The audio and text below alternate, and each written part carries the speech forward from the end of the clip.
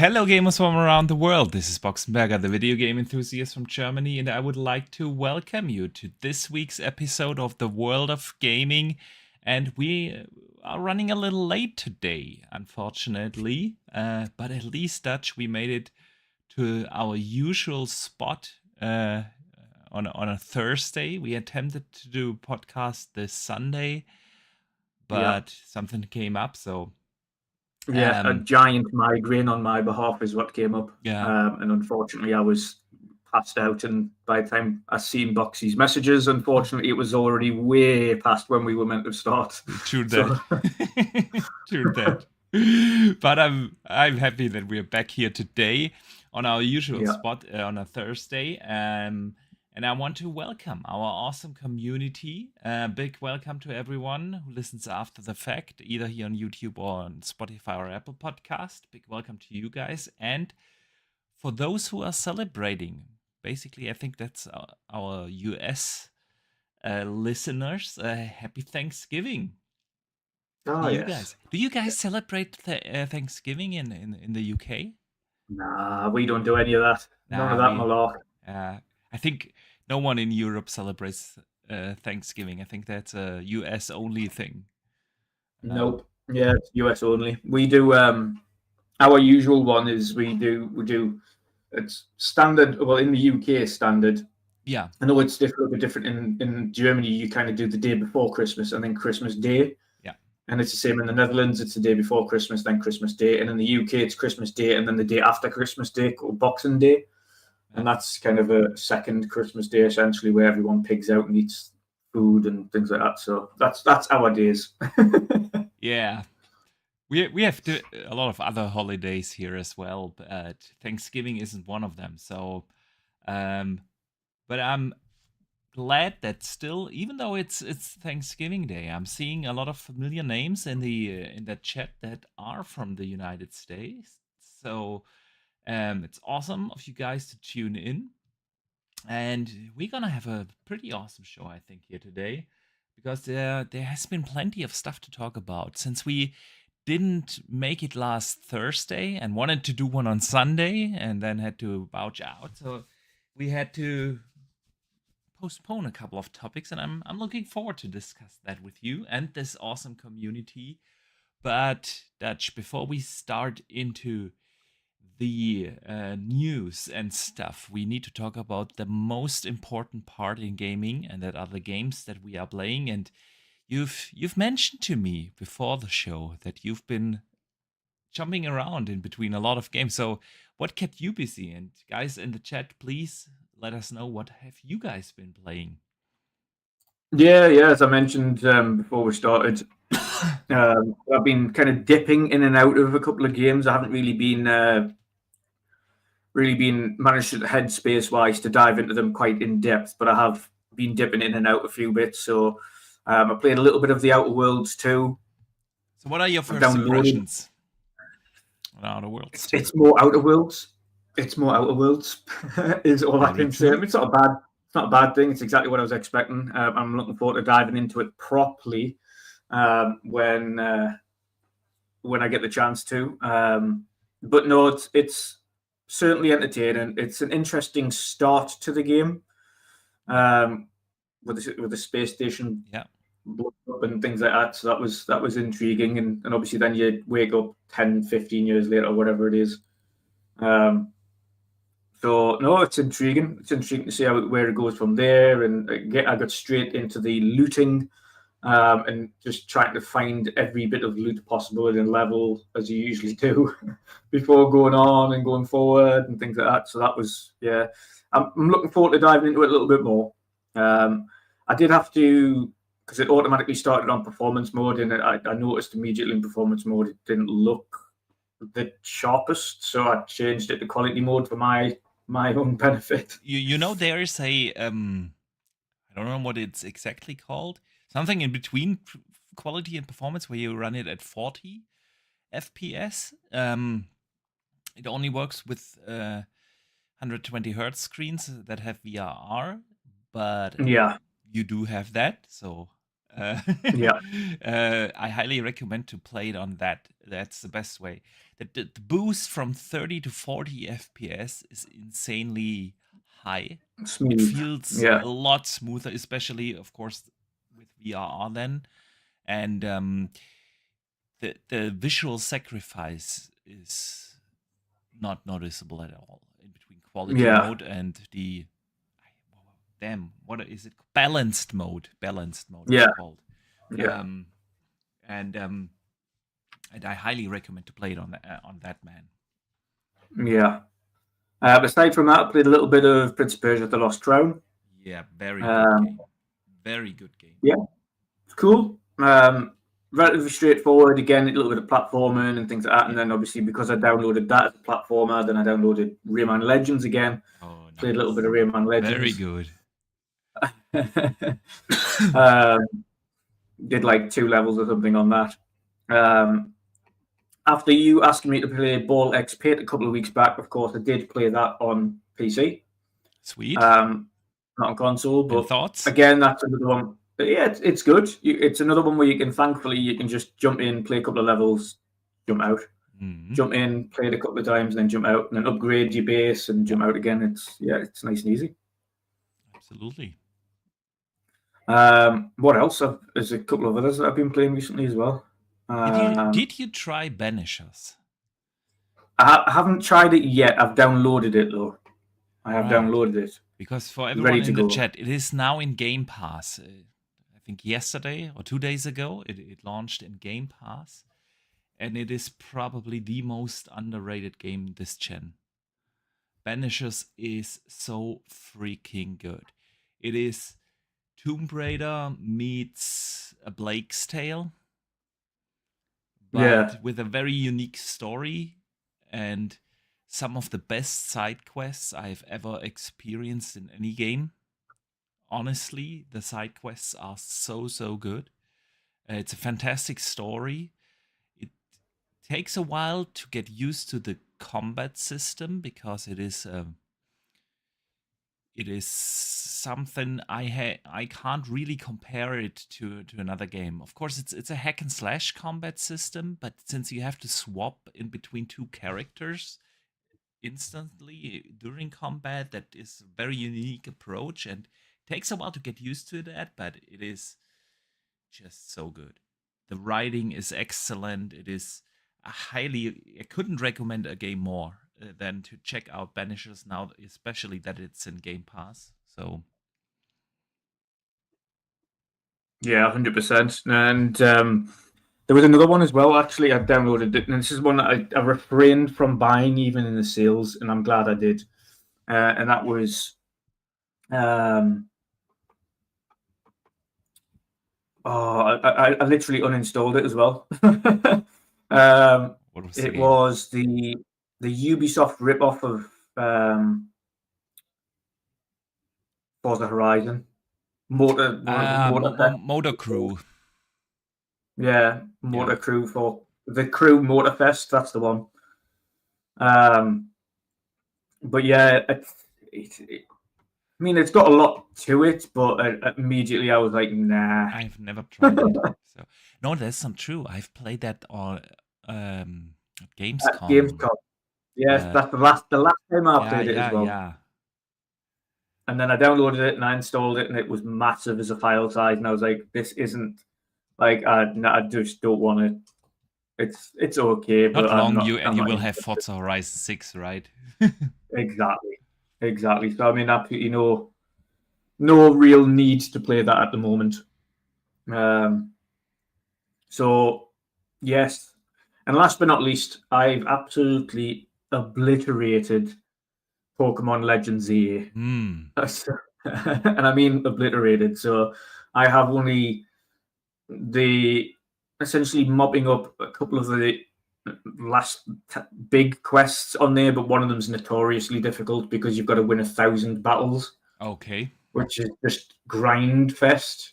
And considering you can only really battle either in this restaurant scenario where you can do 5 battles at a time, or you wait till night time and do the battle royale, but Mm. even then you can only do up to maybe about 20 to 25 battles per night, and then you have to skip and go to the nighttime again, then find a new zone, and then run around looking for battles again. So it takes forever. So I'm like only 350 battles or 400 battles or something. So I've got like 600 to go on that. So, Mhm. but other than that, I finished every side quest. I've found every Pokemon. Uh, found all the legendaries. I've literally everything there is to do in that game has been done now, and it's just the DLC drops next month. So now I'm pretty much ready for the DLC. So, Okay. Okay. so Good. obliterated, absolutely obliterated that game. Um, I did as well download Hogwarts Legacy on Switch too. Ooh. How is it running on the Switch too? Really buttery smooth, and it looks great as well. Looks Okay. really good. And that's, to be fair, that's what I love Hogwarts Legacy. It's one of the only ones where I've played that as much as I usually would a Final Fantasy game for an RPG. I love that game. So I thought, you know what it is, it's going to be good to have that on the move. And it was on sale. Believe it or not, I got it on sale for £8.95 Okay. for the Switch 2 version. Good. Good That's stuff. super cheap for that kind of game. So I was like I've really happy. I've seen it in the Black Friday sale on Steam for I think it was $4 or $5, something like that. Mm-hmm. Yeah, and I Yeah. was this close to just buying it, Yeah. so I can Yeah. also play it on the alley. And but then I remembered that it is now Play Anywhere, and I already It can is. play it there. So Yes. Yes. Indeed it is. Indeed it is. Um, so yeah, so that's what I've been playing. And a little bit of good news to finish off before I dive over to there as well. I've also over the last weekend became an uncle. ooh, congratulations!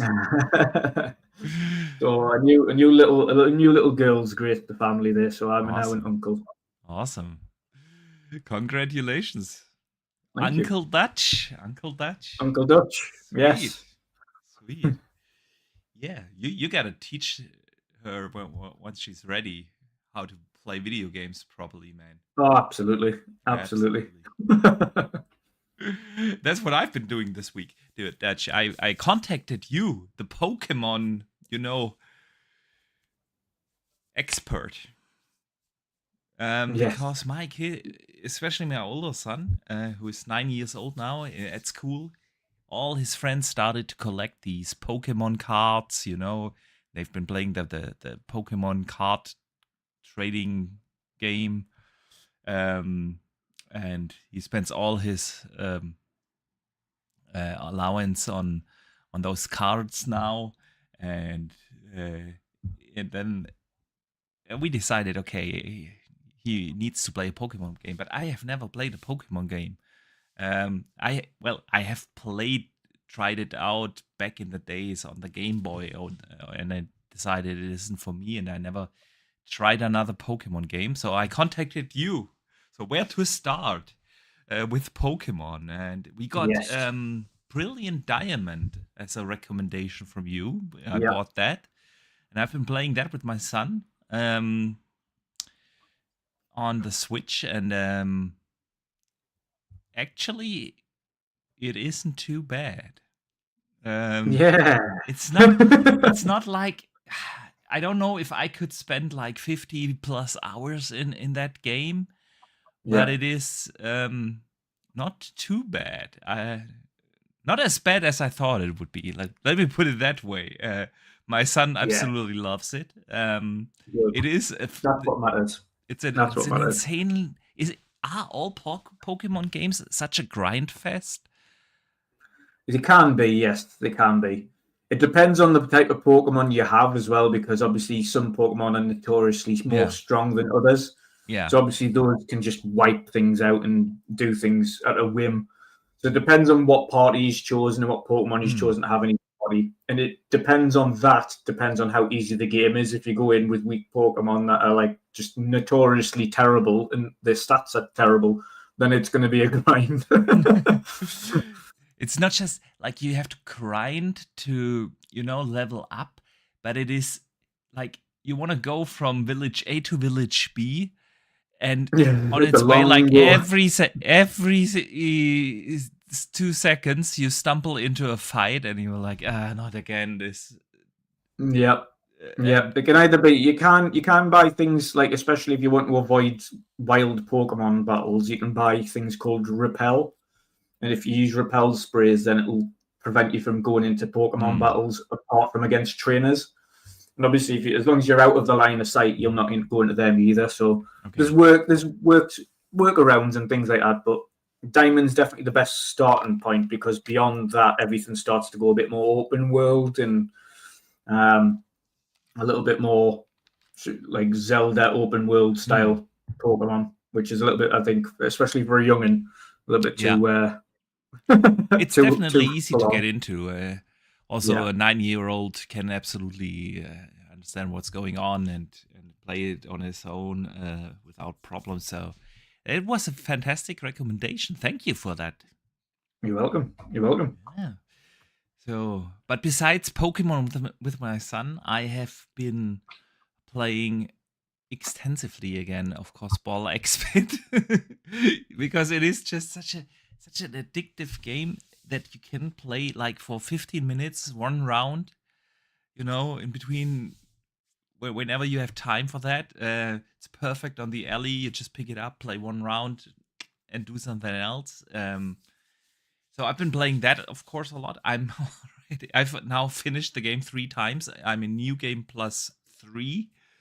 Um, but yeah, besides that, I have finally properly given Outer Worlds 2 my attention. Because I have started it when it came out, but then I played just an hour, jumped back into other games, Ninja Gaiden and Ball X Pit and everything, and then played another hour in Outer Worlds 2, and then played again something else, and I really didn't give it the proper focus time it needs, right? And I have changed that now. Fully focused now on Outer Worlds 2, except a couple of sessions of Ball X Pit in between. But and once you get into it becomes better and better. Like the first open area is good, it is fun, and everything you expect from Outer Worlds 2. But as soon as you really properly start and leave the first area, it opens up so much, and it changes, the story changes, and it's just, I'm loving it, man. I'm absolutely loving it. Fantastic game that has sucked me in, and it also runs pretty well on the ROG Xbox LEX. It's it's very well optimized for that handheld. Um, they have like, I don't want to say special, but definitely a changed menu when you play it on handheld. So that you can read everything better and navigate easier through the items and such. So it's really well optimized for a handheld. Um, and I'm absolutely loving that. Great Good to music, by hear. the way. Eh, Great audio in that game as well. So Yeah, yeah, man. Um, that's mainly my. Oh, and because when my oldest son wanted to, got Pokemon, uh, the little one, of course, also wanted a new video game, and I bought, I bought a Lego Adventures, and I've been playing that with the little one for a bit, and it's nice. actually really good, man. Yeah, It's it's I'm not the biggest fan of the Lego games. I enjoyed the Skywalker saga, for instance. But Lego Adventures somehow is really fun, man. It's very well tied into the Infinity Saga, yeah. and it's actually good, man.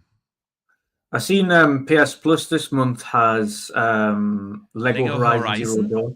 yeah, Yeah, yeah. I don't know, might be. no interest I in know. that. You never know. Eh, I've been thinking about getting Horizon on Steam. Not Lego, the The proper one handheld. for the handheld. Yeah, Um, but yeah, go for it. I think I've got yeah, but Horizon Zero Dawn on Steam, but I don't have it's still Horizon like Forbidden West. $40 or so. You know, it's on sale, but it's still like $40 or so. And Have you already got the first one on Steam? no, I have both of them on PlayStation. Well, the first one should be cheap if you want to just get the first one to start and then wait for the second one to reduce in price.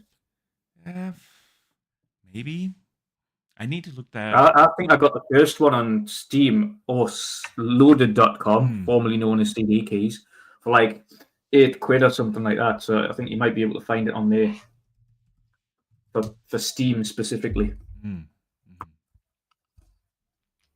We'll get into the Black Friday sales stuff a little later because we've got a lot of community questions around that. So yes, we'll save that for that.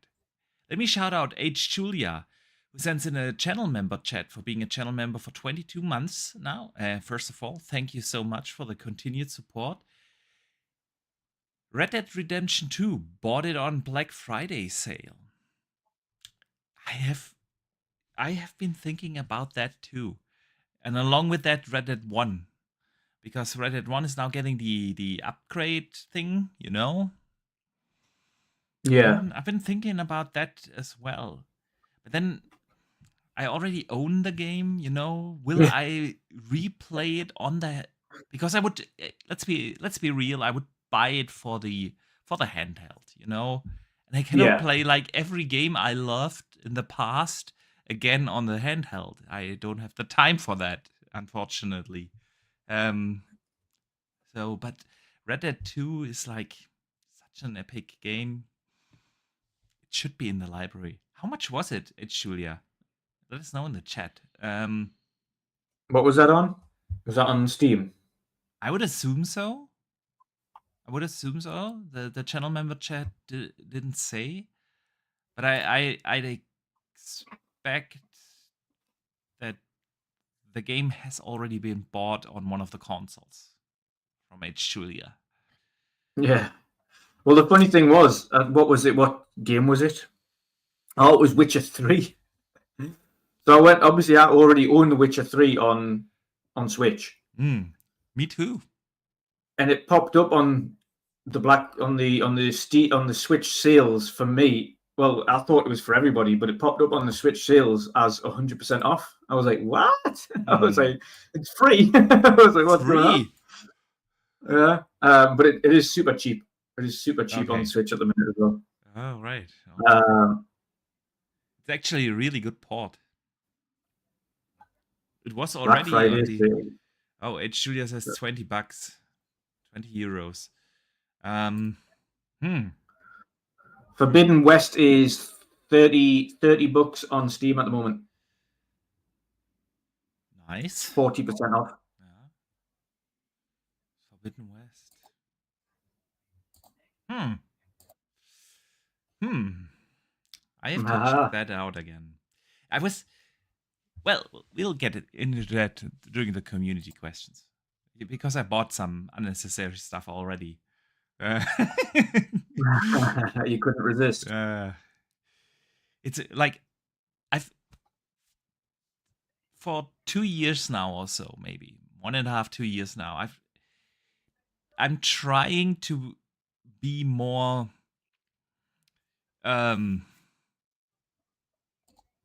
logical with my game purchases, you know? Yeah. I try to stop buying stuff that I won't play, not even for like $5, because it also adds up, you know? Look, you buy like 10 games at $5 that you will never play, and you still spend $50 for something you will never play, you know? Yeah. And especially with these double dippings, you know? If I do own Red Dead Redemption 2 already on the Xbox, right? I do own Horizon Forbidden West already on PlayStation. So why would I buy it again on Steam? Because I'm probably never going to play it on Steam. Yeah. So I try to be more, but sometimes I'm just still go nuts. Well, Horizon Zero Dawn on PC, $6. Don't tempt me, bro. I just explained to you what I'm trying to do here. Hogwarts Legacy's only like less than $8. Yeah, well, I've seen that, but then and I was this close in buying it, but then I realized, well, I do already have it on PC, not on Steam, but Yeah. because of the Play On Anywhere Gamepass. stuff. So Yeah. no, it's not even Game Pass. I bought the game and it's now Play Anywhere, so you can actually. Well, that gaming purchases. We'll get to that because we have a lot of community questions around that. So let's get back to that topic a little later. And let us start with a couple of topics of this week, right? Dutch, since we just talked about Steam, and during the last podcast 1.5 weeks ago, we already talked about the Steam machine intensively, and something has came up. Valve has came up because the speculation is still around, pricing, and Valve actually talked about the price, and they didn't say the price itself, but they said it will be very competitively. Well, it will be very competitively priced with a PC. And that started a lot of speculations around the console costing, well, definitely more than the regular consoles do, Yeah. What are your thoughts, man? Do you think, what do you think it's going to be priced? And do you think it's a good idea to price such a machine at whatever price it will be, 800,000-900,000, depends on, well, if they really actually price it like a PC, right? Yeah. An equivalent PC to that machine set you back, I would say something in between 800 to 900, right? Yeah. So, somewhere in that ballpark. Do you think that this thing can then compete in that space, and where do you think it's going to be priced? To be fair, judging by what they said, that it's going to be competitively priced in the PC market, that to me screams like it's going to be more 800-900, like you mentioned. That I can't see it really taking off. It sounds silly, but as much as it's meant to be a PC for the sitting room, as it were, a more Steam Deck kind of variance of a PC, so Steam OS and big picture mode, etc., but on a console-sized PC.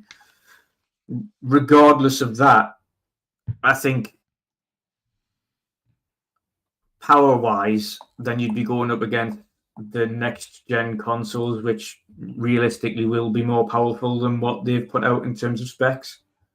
Let's be real here. The specs that we've seen for the Steam machine, right? They will not even properly match a PS5, base PS5. Nope. I'm not talking about the Pro. It'll be somewhere in between Xbox Series S and PS5, maybe a little closer. The only benefit they've got here is the CPU isn't the bottleneck like it is on the consoles. Well, I think that's the only benefit there, with it being Zen 4. I wouldn't say the CPU on the Series S, maybe at times, right? But PS5 and Xbox Series X, I wouldn't say that the CPU per se is really the bottleneck. I think more the RAM situation, and it's still, and the Steam machine also only packs 16 gigs, right? Yeah, I just think pricing wise, obviously they know the PC market, and despite all of us talking about power, the PC market, if you have a look at the kind of median PC user, the specs for the average PC gamer are horrifically low. Yes, they are. Yes, like last gen kind of power type of low. I mean, Um, that's also something Valve confirmed, right? When they talked about the yeah, specs, they said they looked at where most players play power-wise, and for those, they still offer a pretty good um, product at this performance yeah, level, right? So most players don't play on the 5090s. That's yeah, just not the exactly. No, it's case. like Yeah, less than a one. It's less than 1% or yeah, something yeah, that play on the high end cards. It's not even. It's not even yeah, scratching the top of the pile. exactly. Um, but that's why they built this thing, is because it is, again, it's scratching a kind of a median market for them. It's scratching that Mm. in the middle mark. It's not for the die hard PC players, because those guys have already got their high end machines, and it's not for the bottom end kind of getting first PC kind of territory, because they're on much lower specs. It's kind of the middleman kind of situation here. The one Yeah. that's not too bothered about graphics, wants some decent frame rates, um, and wants to just be able to play kind of his Steam games and his console games as much as he can. Yeah, yeah. But BT, saying that, I still don't think if it's going to be 8 900, it'll be overly successful. I think the real target here is, even if it was, and as they claim, 6 times more powerful than the previous Steam Deck, yeah. it should have been priced more in line with maybe a little bit more of a premium Steam Deck, as it were, but for the for the Hmm. for the TV. Yeah. And by that, I mean maybe it's around this 600, 700 mark, as opposed to the 400 that the Steam Deck is. And I think maybe that would be more successful. But if it's closer to the 8 900, which I suspect it probably will be, then I don't think it's going to really make a dent. Yeah. Um, I agree. I agree with everything you said. BT Maverick in the chat says, I think they're purposely calling it a PC to get away from the Steam machine getting tariffed as a console. Yeah, Um, Probably, definitely. Also part of the story. See, the thing is, of course, if you think about it completely rational, if you, let's assume, just for the sake of argument, that the price point is at somewhere in between 8 to 900, right? And you can build a PC in a similar spec range for the same price. Yeah. yeah, Um, of course, everyone would argue, well, then just get a PC because, well, it makes more sense, right? Um, yeah, but then two factors come in. Of course, the convenience, yeah, of not everyone is willing to investigate which parts to get for $800 to get that level of performance and then set up the PC themselves. They probably rather just get than a pre-built PCs, and those are typically a little bit more expensive, like 10-20% more expensive than if you build the PC on your own and you get the CPU very cheap in this store and the GPU very cheap in that store, you know? And that's, not everyone is technically on the level to actually build the PC or willing to do so and invest the time and the research that goes into doing that, right? So it's convenient thing, convenience thing. Also the form factor to just put it somewhere in your living room under the TV, right? Because let's face it, at the end of the day, this is very heavily targeting towards being a console. You can call it a PC all day long. At the end of the day, it is their attempt to consolefy Steam, right? yeah, And then the other thing comes up, of course. It still doesn't play some of the biggest games on this planet, right? There is no Call of Duty on that, Warzone. There is no yeah, Fortnite on that, right? That's some of the biggest games um, are not on that machine. We all know you can crack Steam OS and install Windows and do all that stuff, but 0.001% of the gamers will actually do that, right? So I don't think it'll be a good idea to launch it at, let's say, 800 euros plus, yeah. But then also the factor comes in, which metrics will make it a success for them, because very much like the Steam Deck, they are not aiming to do Nintendo numbers. They are not aiming to do Sony numbers, not even the Xbox numbers. Yeah, the Steam Deck has been a massive success for them, and they didn't even sell 10 million units. If a Nintendo or Sony or the Xbox would sell less than 10 million consoles, right? It would be considered a massive failure. But for them, it's been a massive success, and it is very different if you think about pre-built PCs or laptops or stuff. Yeah, look at Lenovo, Yeah. look at HP, look at Asus, right? Asus is, even with the ROG Xbox LEX, they are not looking to sell like 50 million units, 100 million units for it to be a success, right? The original ROG Xbox LE, I've seen different reportings on that, but it only sold something in between 1 or 2 million units, and it was still considered a massive success. So it really depends on what your metric is for it being a success, right? If Steam isn't looking to sell PlayStation numbers or Nintendo numbers or Xbox numbers, and so it still can be a success if they sell 2 million, 3 million of those Steam machines. It'll still be considered probably a success for them.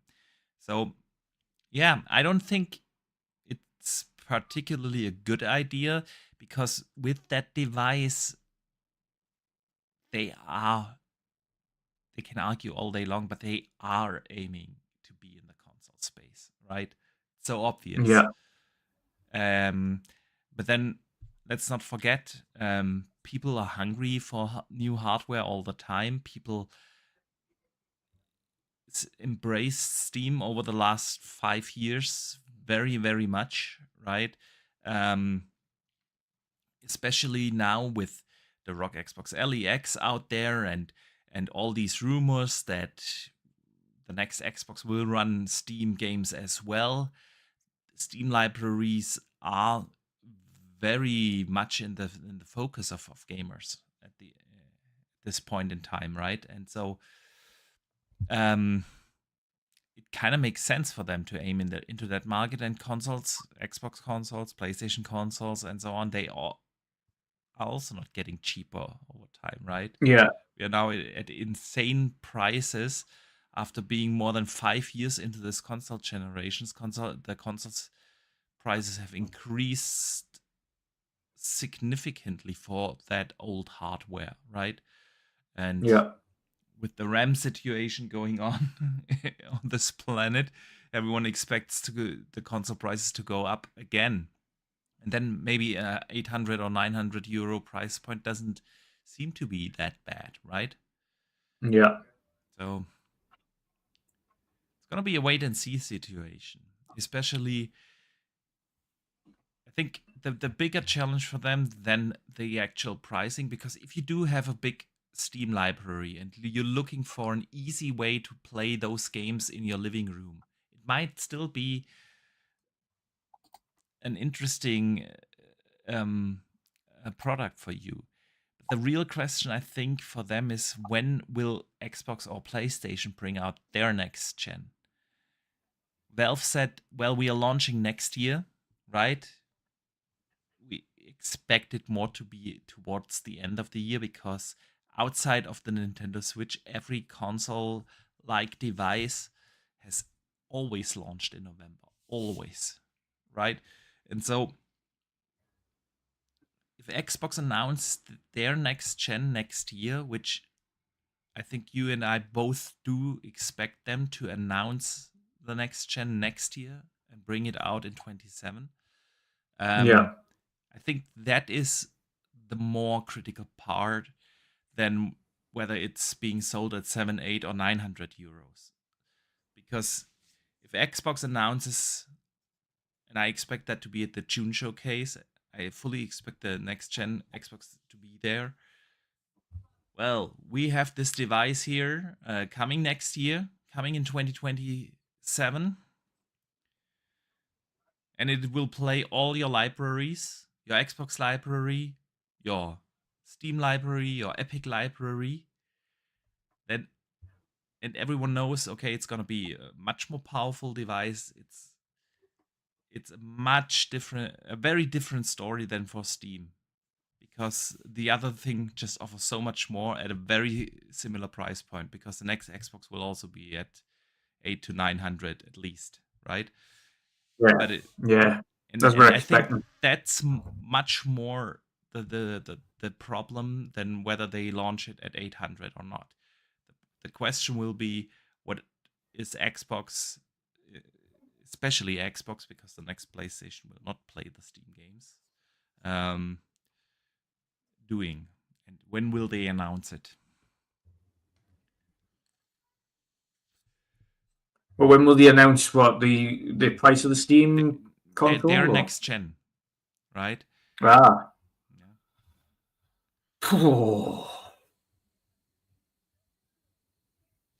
it's So gonna be. I would hope. I would expect it would be next year, along with Xbox. yeah, exactly, exactly, and that I will would be a expect, much but bigger when the competitor. issue, yeah, the issue is you just never know with Sony at the minute. You I just don't expect Sony to announce anything next year, but I fully expect Xbox to announce something. They will do yeah, that next that'll for be the next year. 25th anniversary of Xbox. They will at the June showcase. They will talk about the legacy of Xbox, right? From over the 25 years, and there will be big celebrations announced and this and that. And then they will, and we are going to carry Xbox Now into the future, and with a new console coming in 27, and it will play not only Xbox games, it will also play your Steam library, and they will announce that on the big stage next year, along with the 25th anniversary. And they will, I can already tell you what they will tell us in that storyline. They will also mention, we originally, with the OG Xbox, set out to conquer the living room and bring Windows into the living, or Microsoft into the living room, right? And there were technical limitations at the time, but now we do have the power to bring all the benefits from an open system like Windows, where you can have access to Steam and Epic and good old games and everything, along with the legacy that we carried over the last 25 years. And all your games will move forward with you, and that will be the storyline, dude. Telling you, Yeah, bookmark this. yeah, yeah, 100%. Yeah. All right, Dutch. Um, let us move on from the Steam machine. Let us talk about Cyberpunk real quick. CD Projekt Red had their investors call this week, and a couple of interesting news bits came up. Cyberpunk sold 35 million copies.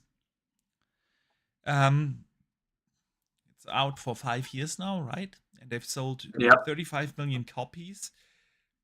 And Cyberpunk achieved that milestone faster than The Witcher 3 did, actually, which kind of surprised me. Wasn't aware that it sold in live to date sales more than The Witcher. Um, they also mentioned that Cyberpunk 2 is progressing well, and a lot of people are already working on that game, but it will not come out before 27. And I found that an odd date to say, because let's be real, The Witcher 4 is the next game that comes out. And if they are already talking about Cyberpunk 2 not coming out before 27. I would have Okay, expected them I'm to good with say that. something like it's not coming I'm before good with that. 29 or 2030 or something. But 27 is pretty close, man. We are almost in 26 now, right? Yeah, I'm good with that. Take enough time. We don't want another Cyberpunk Absolutely. But issue again. I just thought it is early.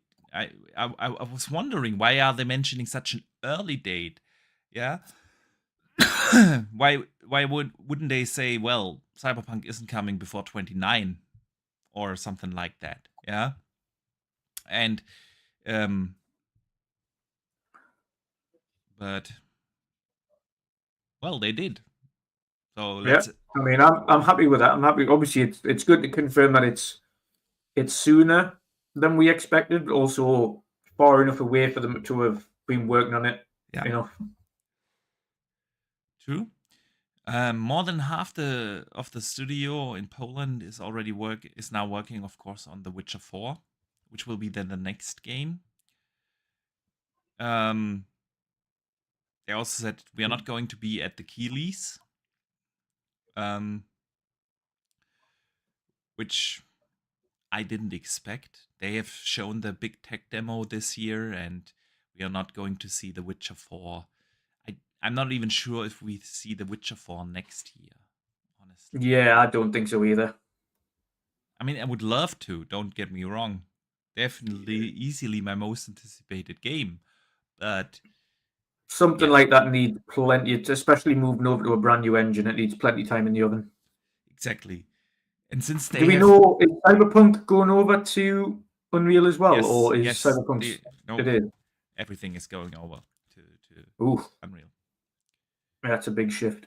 That's a big shift for the studio, but they just said, hey, it's too expensive to develop your own engine. Makes the hiring process a lot more complicated if you do have your proprietary engine, rather than using an industry standard, more or less like Unreal. Yeah, it makes the hiring process for talents way easier, and that's the reason why they moved over to Unreal 5, and they did it for all their studios, right? So yeah, but the only thing that I thought is like, okay, if they are putting or well, they didn't say Cyberpunk 2 is targeting 27. They didn't say that. But to say like, okay, this game isn't coming before 27, which is pretty close. Yeah. Yeah. In a good month, that's next year. Yeah. I was really wondering when are they going to position The Witcher 4? Because in my mind, The Witcher 4 was at least that would have been a for The Witcher 4. I would have said, okay, it's not coming before 27, because that could be a thing, right? 27, 20, maybe 28, depending on how things are going. But Cyberpunk, that's definitely after The Witcher 4, and that's years out. So yeah, we shall see, man. We shall see. Maybe CD Projekt Red had big corporations on The Witcher and, of course, on Cyberpunk with Xbox. Maybe we will see The Witcher next year on the big stage on the Xbox showcase. Maybe. But somehow I kind of doubt it. Because after the big mess with Cyberpunk, they've learned the lesson to take Yeah. their time. Yeah. A big lesson. They would have hit that 35 million so much earlier as well if it wasn't for the fact that they ended up Yeah. having to Yeah. temporarily refund 10 million people. Yeah. Did you know that Cyberpunk sold more in the same time than The Witcher? I was surprised about that. I thought The Witcher was like the gold standard for CD Projekt Red. Um, No, I wasn't surprised at all. I knew I think the opening year or so for them, there were 25 million. So to do another 10 million since it was launched, especially with the amount of sales and updates and the DLC and things, that doesn't surprise me at all. But I also understand why, because as much as The Witcher is one of the gold standards in RPG, I feel like kind of a modern / futuristic open RPG is a little bit more Mainstream? popular and mainstream for people to get a hold of. Whereas, like, Really? what we do essentially, yeah, 100%. 100%. It's not to say that anything's bad with The Witcher, because it's because The Witcher is, maybe it's my yeah. bias, but I always thought, like, when it comes to RPGs, you know, you look at Skyrim, you look at Witcher 3, you look at even Elden Ring. They are all in this high fantasy setting. So for me, it was always like, okay, for RPGs, the but you're mass also market. the thing is with Cyberpunk, I think it then also got massive word of mouth when things got fixed, and everyone was like, I don't know why you're sitting on it. Like, everyone just, a lot of people hated on the game because at launch that hadn't actually played it. They just thought, oh, it's a technical mess, so it's a terrible game. But actually, it wasn't a terrible game. It was a fantastic game. So then people started to trickle onto it later on down the line and realized actually it was a really good game. Yeah, it was. But also, again, you've got that thing, and yeah, I understand and agree. Elden Ring was also a massive phenomenon. But if you have a look at if you go back into the other Soulsborne games, none of them are up to that level, like in terms of sales units. Yeah. Like, none of them have got anywhere close to Elden Ring. And the same goes for Witcher. Like, in terms of high fantasy, there's none really that have ever got close to Skyrim or Witcher in terms of the sales units for high fantasy games, regardless of where you look across the board. I think the closest you got to that was probably that most recent one that came out not too long ago, second iteration of it. I think you know which one I mean. I think you played a little bit of it. On the name. It was like, it's super complex. It's more like a sim, high fantasy sim, where you've got to make sure everyone's played it. I think at this point, apart from me. You know what game I'm talking about as well. I know what you mean, but I'm totally blank on the name at the moment. Anyway. Yeah. But the point is, of course, other than like these one-off phenomenons in high fantasy, there's very few ever hit that upper echelons of high sales. Skyrim and Oblivion were like one-offs. They like hit this mark at the time that no others in the genre could match. And then Witcher, on its third attempt, came along, because the 1 and 2 were nowhere near that popular. No, not even close. Yeah. And on its third attempt, it came out and absolutely smashed it out of the water, and it became this mega hit. Yeah. So I'm not surprised Cyberpunk sold that much. Not at all. I think it's the pew pew guns, futuristic hack and slashy, super bloody, GTA style. Yeah. Game. I think the really GTA style game is what probably made it so popular. And especially with well the later deserved. updates. It is a fantastic game. Yeah. I'm saying, especially with the later updates that introduced police chases and introduced and the fantastic add-on Phantom Liberty, right? Yeah. Exactly. Yeah. Very true. All right, Dutch. Anything you would like to add to the Cyberpunk and Witcher 4 and CD Projekt Red discussion before we move on? No, I'm good at the moment. All right. I'm good at the moment. All right. Dutch. The Xbox 360 celebrated its 20th anniversary since we had our last podcast. And actually, I wanted to talk to you about that last Sunday, but again, since we missed it, I wanted to bring that discussion up today with you. 20 years of Xbox 360. So the quick question out of the way, is it now a retro console? What's that for? I mean, do you consider the 360 now a retro console? Unfortunately, it is. Although it makes me feel old having to admit to that. I agree. 20 years after its launch, we can definitely talk about it as a retro console. But the 360 was probably or definitely the most successful generation for Xbox, right? Um, Yeah. it was a very special generation for me personally, Yeah. Same. with the Same. 360, and it's it what made me it was the generation that made me a true really. I mean, I did enjoy the OG Xbox, don't get me wrong, but it was the generation that made me an Xbox fan, right? And Yeah. it it was such a special generation on so many levels, because a lot of things have been introduced with that console, right? It made it was the generation where online gaming on consoles was established. It was the Yeah. generation where we started to use the console for more than just gaming. It was the first generation where we had apps like Netflix or YouTube on it, right? We also Yeah. had And then you this had Connect.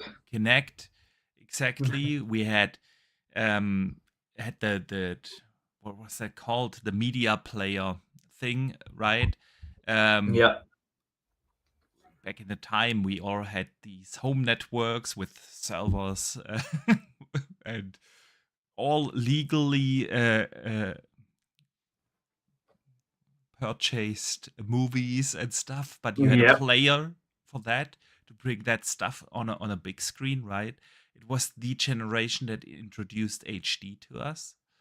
It was, um, on so many levels, a very important generation, because it shifted us from really old school like gaming into modern gaming. And to this day, you can argue the jump from 360 to Xbox One and from Xbox One to Series X. Yes, the games looked a little prettier and they looked a little shinier and ran at a few more FPS. But during the 360 generations, also a lot of the games have evolved into what games are now, right? It was the generation where, when you think about shooters, first person shooters, on consoles, all the mechanics that you're familiar now in a modern person shooter have been introduced during the 360 gen.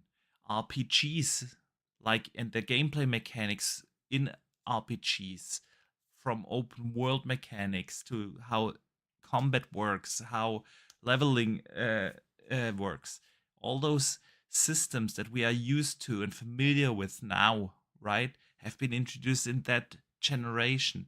When you look at racing games, how racing games work today, it has been introduced with that generation. And the list goes on. So it was such an influential generation. And I've been on the Iron Lords podcasts, a few times. And when I was there for the first time, they asked me what was my favorite generation of all time.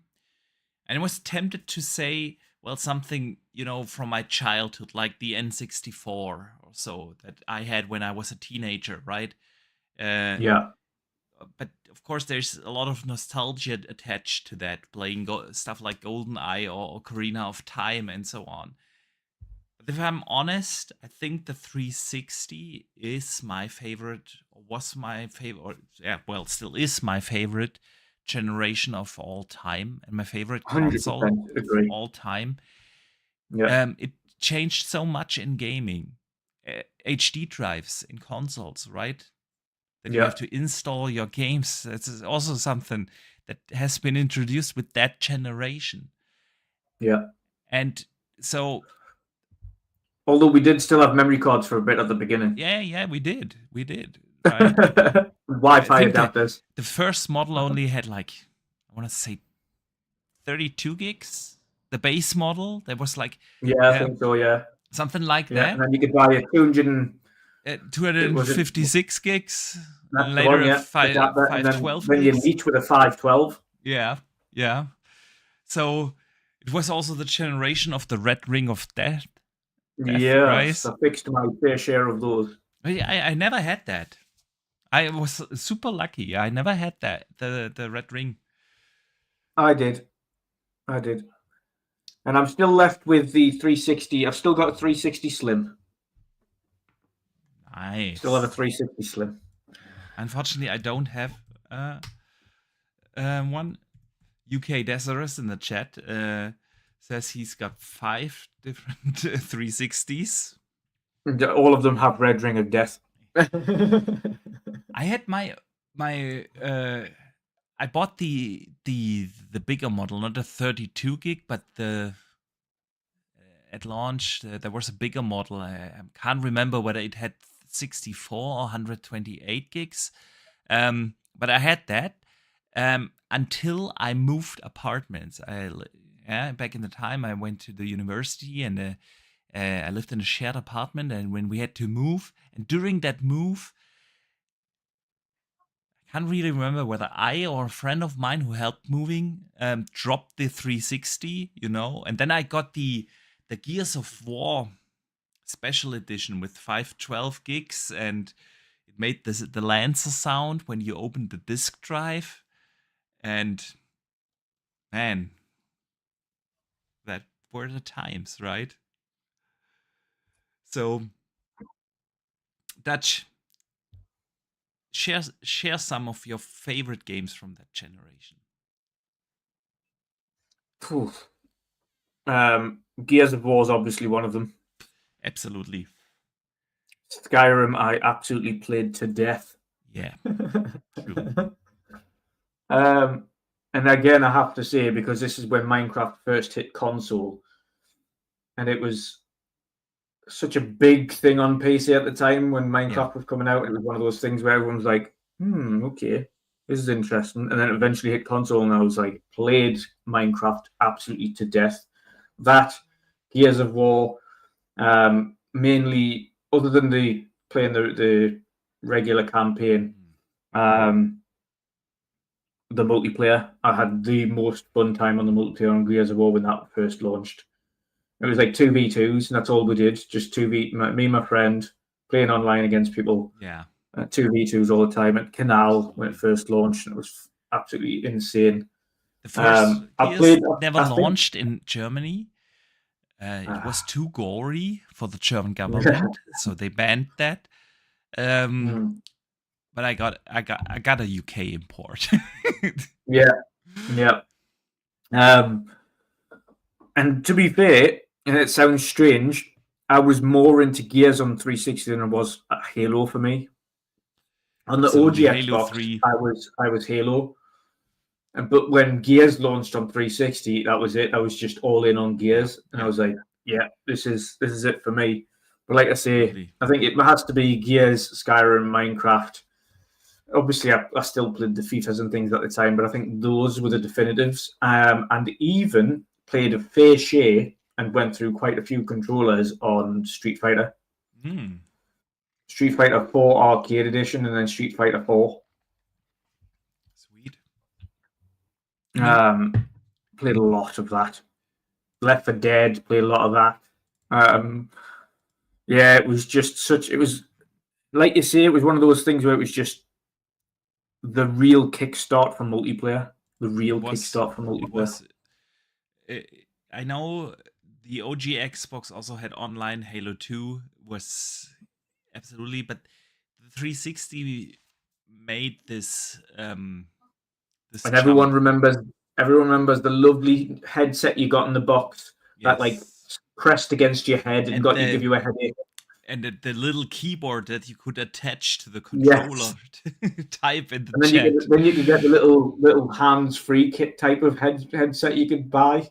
Yeah. Remember that as well? Yeah, I remember. Went over 1 year. Yeah.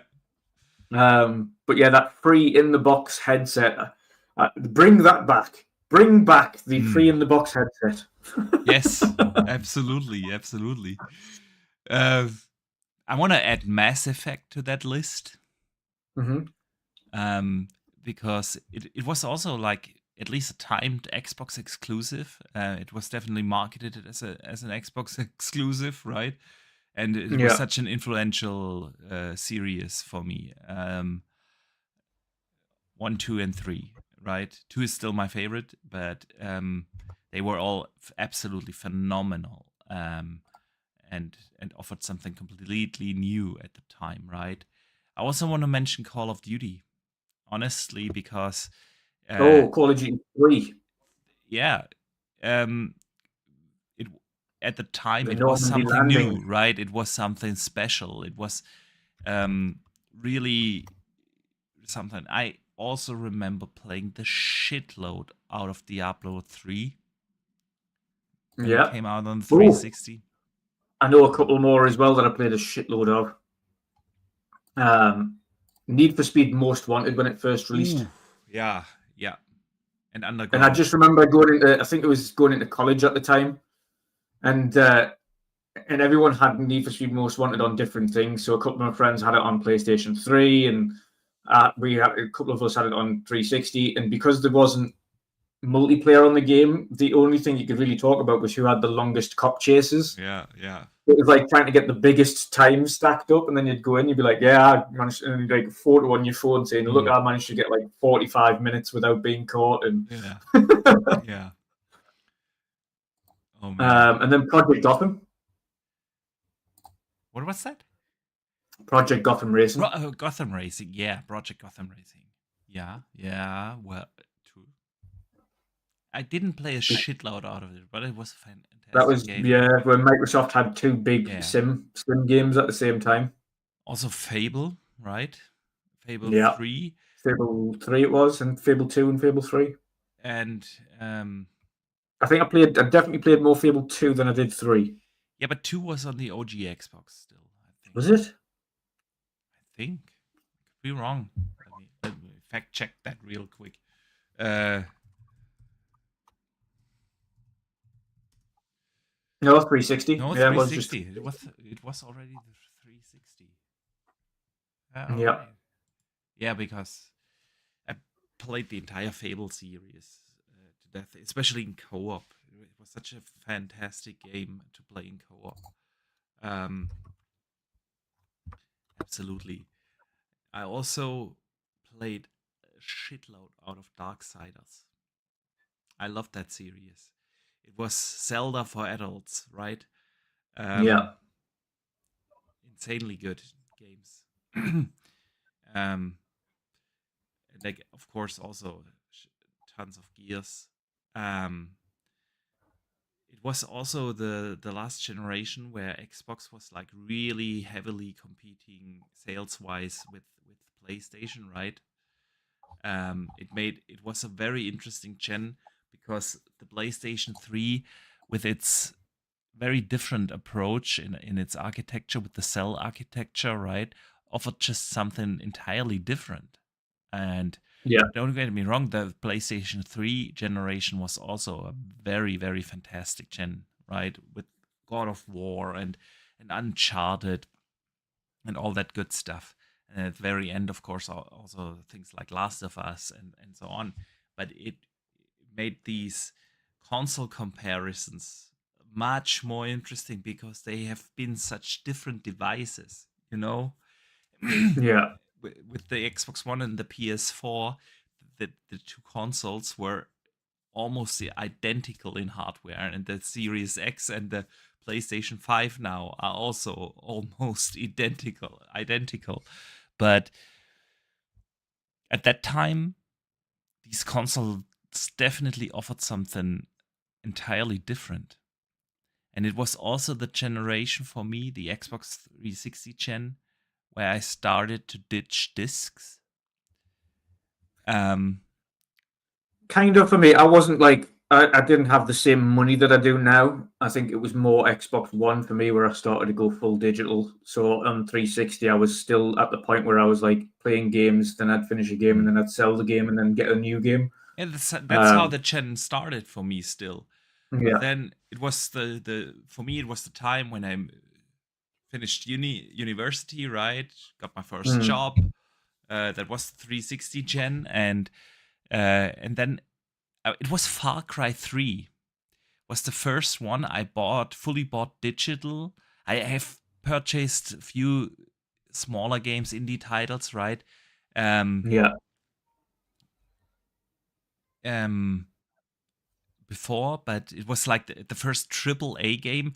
It was I was living with my, well, at that time it was my girlfriend. Now she's my wife. We were living in our first apartment, and it was like our living room. It was small, and we couldn't. It was such a pain in the ass because our setup was not really good for a console.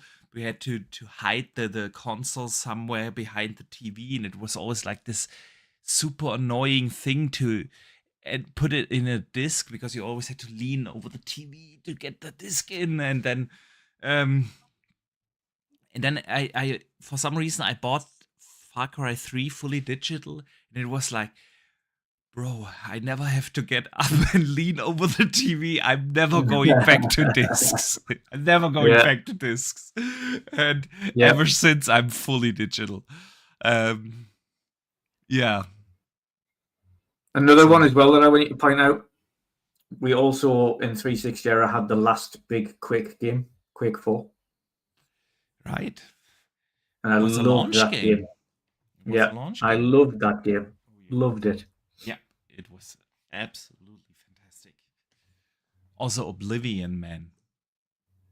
Launch window-ish. I think it came out like 6 months or so after Yeah. the launch, right? Um, Played shitload out of Oblivion. Um, yeah, the 360 gen, very very. I think there's no doubt that this is one of the most influential generations we've had. It was also the time where the Nintendo Wii, became so Oh god, a popular, and you mega hit. already mentioned. So Sony tried it with their Move, right, and Yep. Xbox tried it with the Kinect to get those kind of games in. I think that, you know, where the funny thing was with Xbox. I think the Kinect on 360 was successful, Yes, and it was successful enough for him to do a second version on the Xbox One. But the TV ruined it. I'm not sure if the TV itself ruined the Kinect. It was just over. There was these 2, 3, 4 years of hype of jumping around in the living room like Yeah. crazy people, but then people got tired of that kind of stuff, and simply no one wanted to move around whilst playing video games Yeah. and shout at the TV and stuff. It was this phase that the Wii introduced, and everyone was just jumping on this, and then the hype train of jumping around in the living room had died off, and Yeah. yeah, It's just a shame, to be fair, because I think the Wii brought kind of more of the arcadey feel thing back. We yeah, used to have the like point at the TV and play yeah, the point and shooters, or like play golf with your friends, or play tennis with your friends, or yeah, play bowling with your friends, or like all those things were like super cool to do and like really competitive with especially for game nights. But yeah, and then, like you say, the first Connect was a bit different because, of course, it didn't have a controller per se. It was just you jumping around in front of a camera. yeah, yeah, exactly. And then the second Connect was everyone shouting Xbox turn off at each other so that they would turn your friend's console off over Yeah, the. definitely, definitely. Yeah, it was a really great generation. I can't believe that it started 20 years ago, bro. We are getting old. I know. I We are feel really really old getting there. old. Yeah. Yeah. All right. It was one of those defining generations, like you say. It was the launch of the Xbox. Obviously, we're old enough to remember that and have played that, and the launch of the original Game Yeah. Boy and playing that, and there's so many things that we've been old enough to have seen the start of essentially every major console's birth. Yes. um, and how it shaped the industry. And I think that's probably one of the things that's lacking from, I think, the modern gamer is they haven't witnessed how far things have come, so they kind of just take things for granted. Yes. Very true. Very true.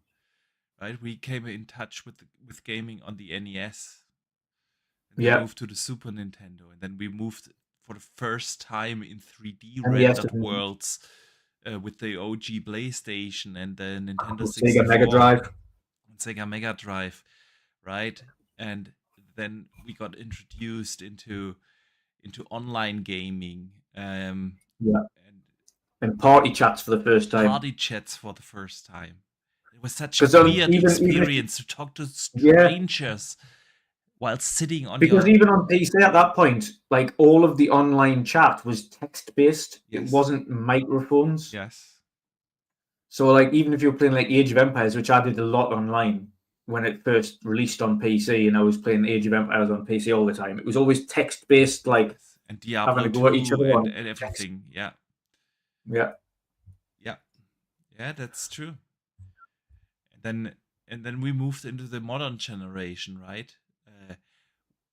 When when suddenly hardware performance on console actually became a thing, because I really yeah, can't remember that we talked about performance on console games during let's say the Nintendo 64 and PlayStation 1 generation.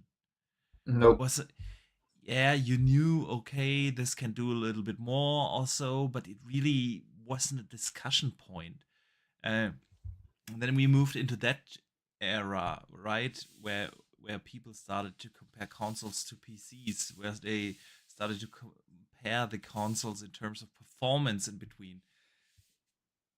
The difference was always just, oh, this game is on PlayStation, or that game is only on Nintendo, or that game is only on the Sega. But yeah, we've also witnessed, right, a console OEM disappear. Sega. yeah, They've lost. That yeah, was where the true console was, right? Because someone oh, actually completely. lost and disappeared from the Yeah, market. Yeah. Let me shout. completely. Yeah, completely and utterly disappeared from the market. Yeah, Completely obliterated from the market. yeah, yeah. Well, at least hardware wise. Yeah, Yeah, yeah. Let me shout out BT Maverick, who sends in a super chat. Thank you so much, brother. He says, what was the video game rental scene like in Europe during the 360 gen compared to now? Of course, we had Blockbuster, Hollywood back then, now is extincted. Thank you. No, thank you, first of all, for the super chat. And it's a great question. We had different chains. Blockbuster wasn't a thing here. We had a rental service that was called VidiRent, was probably the biggest chain here in mainland Europe. I'm not sure how it was in the UK, but yes, of course, during that time, rental was a big thing, right? I every weekend I went to yeah. Vidi One Rent, called Boomerang for me. similar to Blockbuster, right? Yeah, Uh, and usually I rented a movie and a game. And then you had that game for the weekend, and if you felt generous of a week or so, and then it was definitely a thing. It was a very different thing. We don't have rentals now anymore, right? Nobody's renting games anymore. yeah. I think there are still some online rental services, but I used one called Boomerang for a while. I Okay. don't even know if it's still going. I'm Rentals. thinking, Let's have a look. I can't remember that I Yeah, ever it's still used an going. online rental service. Yeah, it's still going. So PS4, Xbox One, Switch games for as little as $3.99 a month. PS5, Series X, and Switch games for as little as $11.99 a month. Okay. So yeah, they're still going, surprisingly. Hmm. I don't even know how many. You used to be able to get like 3-4 games at a time for that $11.99 a month. Then you'd Yeah. send it back, and then they'd send you the next on your list. Yeah. So yeah, they're still going. But yeah, that's what I used instead of, because obviously I still originally on 360 I did use Blockbuster for a while Hmm. because obviously that was still around 20 years ago. I did use Blockbuster and rent games and rent games for even for Game Boy and things like that at the time. Yeah, And absolutely, absolutely. The PlayStation yeah, Portable, everything. I rented, but I never used online rental. I always went to the store and rented there for some reason. I don't know yeah, why. Yeah. Yeah, man, gaming has really changed over the decades, right? And I mean, gaming is still in a good place, but the 360 was the last gen where you actually had the feeling, well, this is a generational leap. There's so much new stuff from everything we listed, right? From modern gameplay mechanics to online to having apps on a console to everything. Um, Even the modern controller, right, uh, was basically born during that gen. Um, and every gen afterwards just felt like an incremental step forward, right? The Xbox One, yes, little bit better graphics, a little bit better frames. The Xbox Series, yes, a little bit better graphics, a little bit better frames, but nothing really new got introduced into gaming. Maybe the biggest change was during the Xbox One generation with Game Pass. I would say that yeah. was also something. Oh no, I think Xbox Live Arcade. Live arcade, but that was introduced during 360 gen. Yeah, that's what I meant. Sorry, on Yeah, yeah, 360, which was the biggest kind of introduction. yeah, Xbox yeah. Live Arcade and 1 versus 100. Oh, Bring it back. that was bring it back, man. Such, I still don't know why they haven't. you know, in the community really wants it. It's like Yeah, when you say one thing that Xbox should do, everyone brings up bring back 1 versus 100, right? Um, yeah. It's an online game show that happens like it was like what was it, once or twice a week or something like that, and it was yeah, like once I think once a week, yeah. everybody jumps in, you win prizes, you win arcade games or indie games or Yes, points. Or bring it back. bring Why it not? back, bring it back. Gamerscore Yeah, wa- yeah. wa- Gamer Score getting reduced was for 360. introduced during that gen. But what I meant to say is, don't get me wrong, I do really enjoy the current gen. The Series X is a great console, and the PS5 as well. We're talking a lot about Xbox now, but that's the anniversary we're celebrating, right? But it was like it just felt, well, it's got a little bit more steam under the hood. That's the only innovation that has been introduced. Maybe that will change if Xbox actually follows through with everything we expect them to do with the next gen, where it's not just about the big power jump, but it is also about changing things up with Windows running on it, and you can play Steam and Epic Games and everything on one.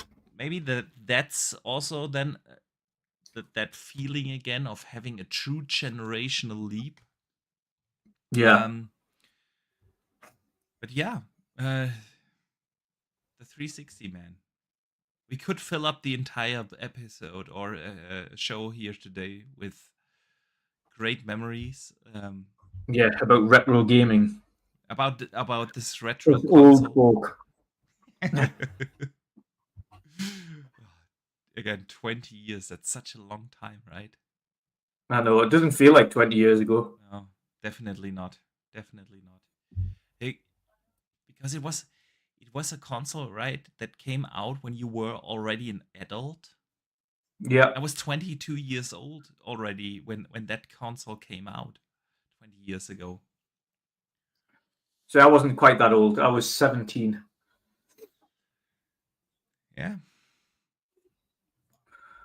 got my first job during that generation. Yep. Yep. Met Same. met my wife during that gen. Crazy, man, crazy. All right, Dutch. Let us move on from the 360. Actually, we wanted to talk about the Xbox partner preview because we haven't talked about it since we didn't have the show on the weekend. But I feel like we can probably skip that because a lot of other podcasts have already covered that, right? Um, just real quick, Dutch.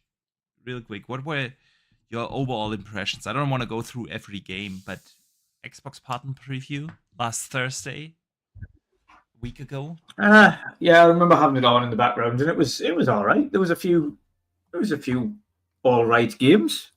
Um,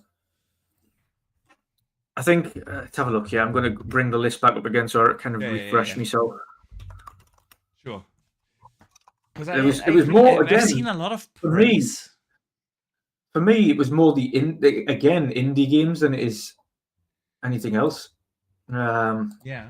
That kind of got my eyes. Not so much First Light. I wasn't really bothered about that. Double O um, Seven. I mean, we have seen it plenty of times, and I still is absolutely looking forward to that. But well, nothing really new has been shown, right? They've shown oh, the Aston Martin, and that's it. yeah. The biggest one for me, the one that I liked the most, was again an indie game, and it's the second, but it's also one in a trilogy of the games from this developer, and it's Echo Generation 2. Hmm. I was like, this looks like Echo Generation. I'm already in. Count me in. I'm in. See, And then I there was like, haven't. I've never played the first one.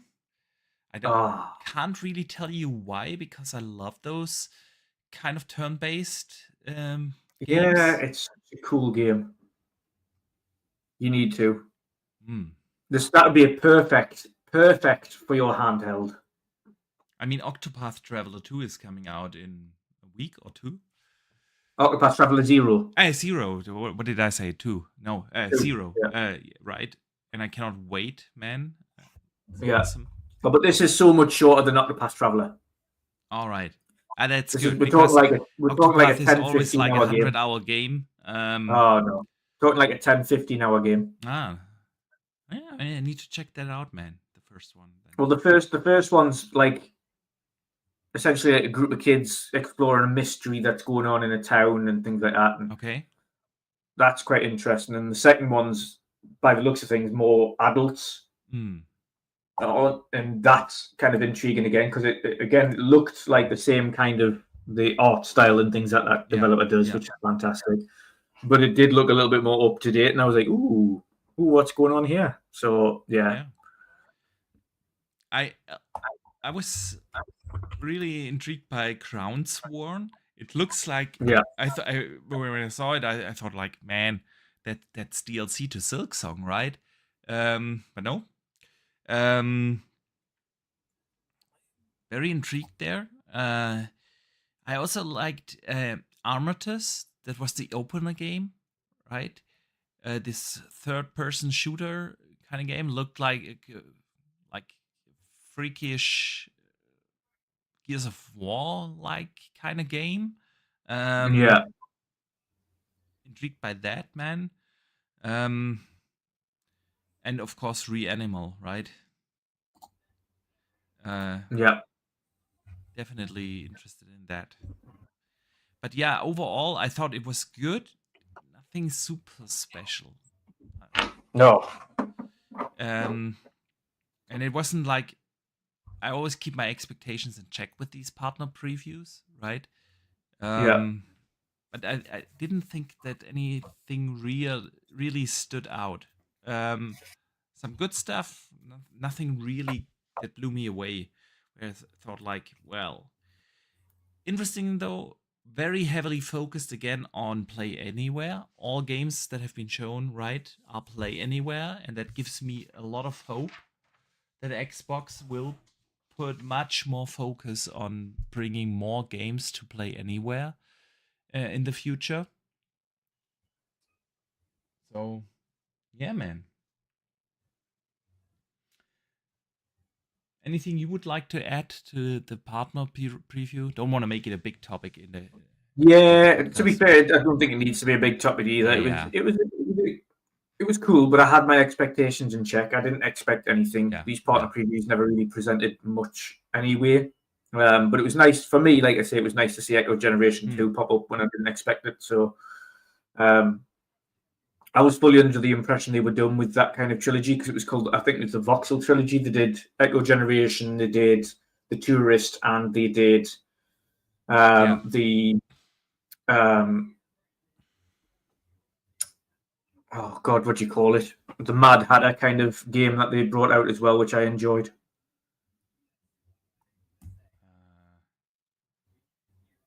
I know what you mean, but I've forgotten the name of it. can't recall the I name. Yeah. really enjoyed that. And I thought I was under the impression that was the end of that kind of voxel trilogy that they were doing. So to see them come back and do another voxel game in Echo Generations 2, I was like, yeah, I'm good. I'm in. So nice surprise. Absolutely.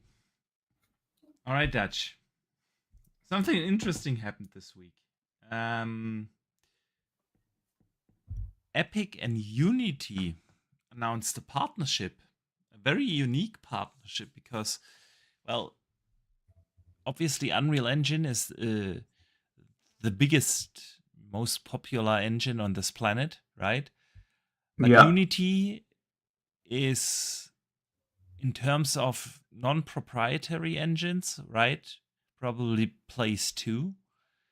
And then partnering up, Unity developers will now be able to publish all their games through Fortnite starting next year, starting in 26. Unity developers can then publish their games through Fortnite. I thought that was something I didn't see coming, man. What are your thoughts on this? Yeah, it's an intriguing one. Fortnite's becoming its own metaverse now, isn't it? Absolutely. You know, Mark Zuckerberg talks about it. Epic actually does it, right? Yeah.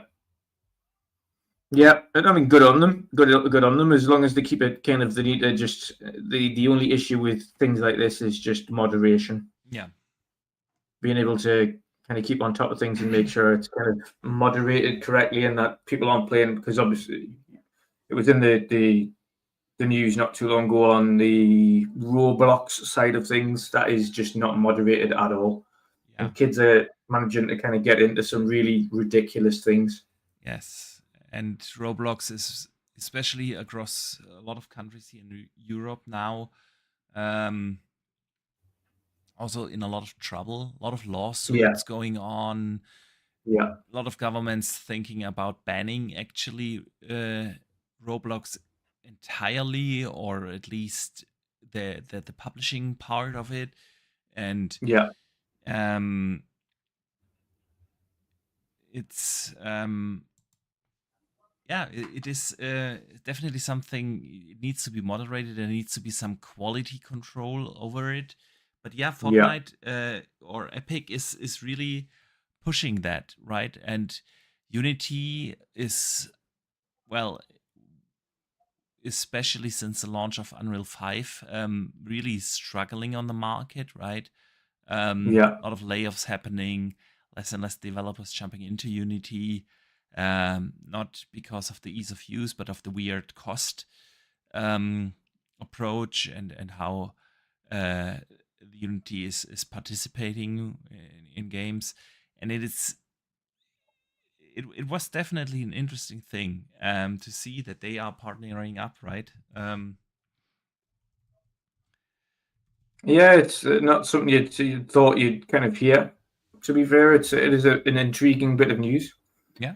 But yeah, like I say, as long as it's moderated correctly, again, it'll give more people jobs. It'll give more creators the ability to kind of put stuff into Epic, and yeah, good luck to them.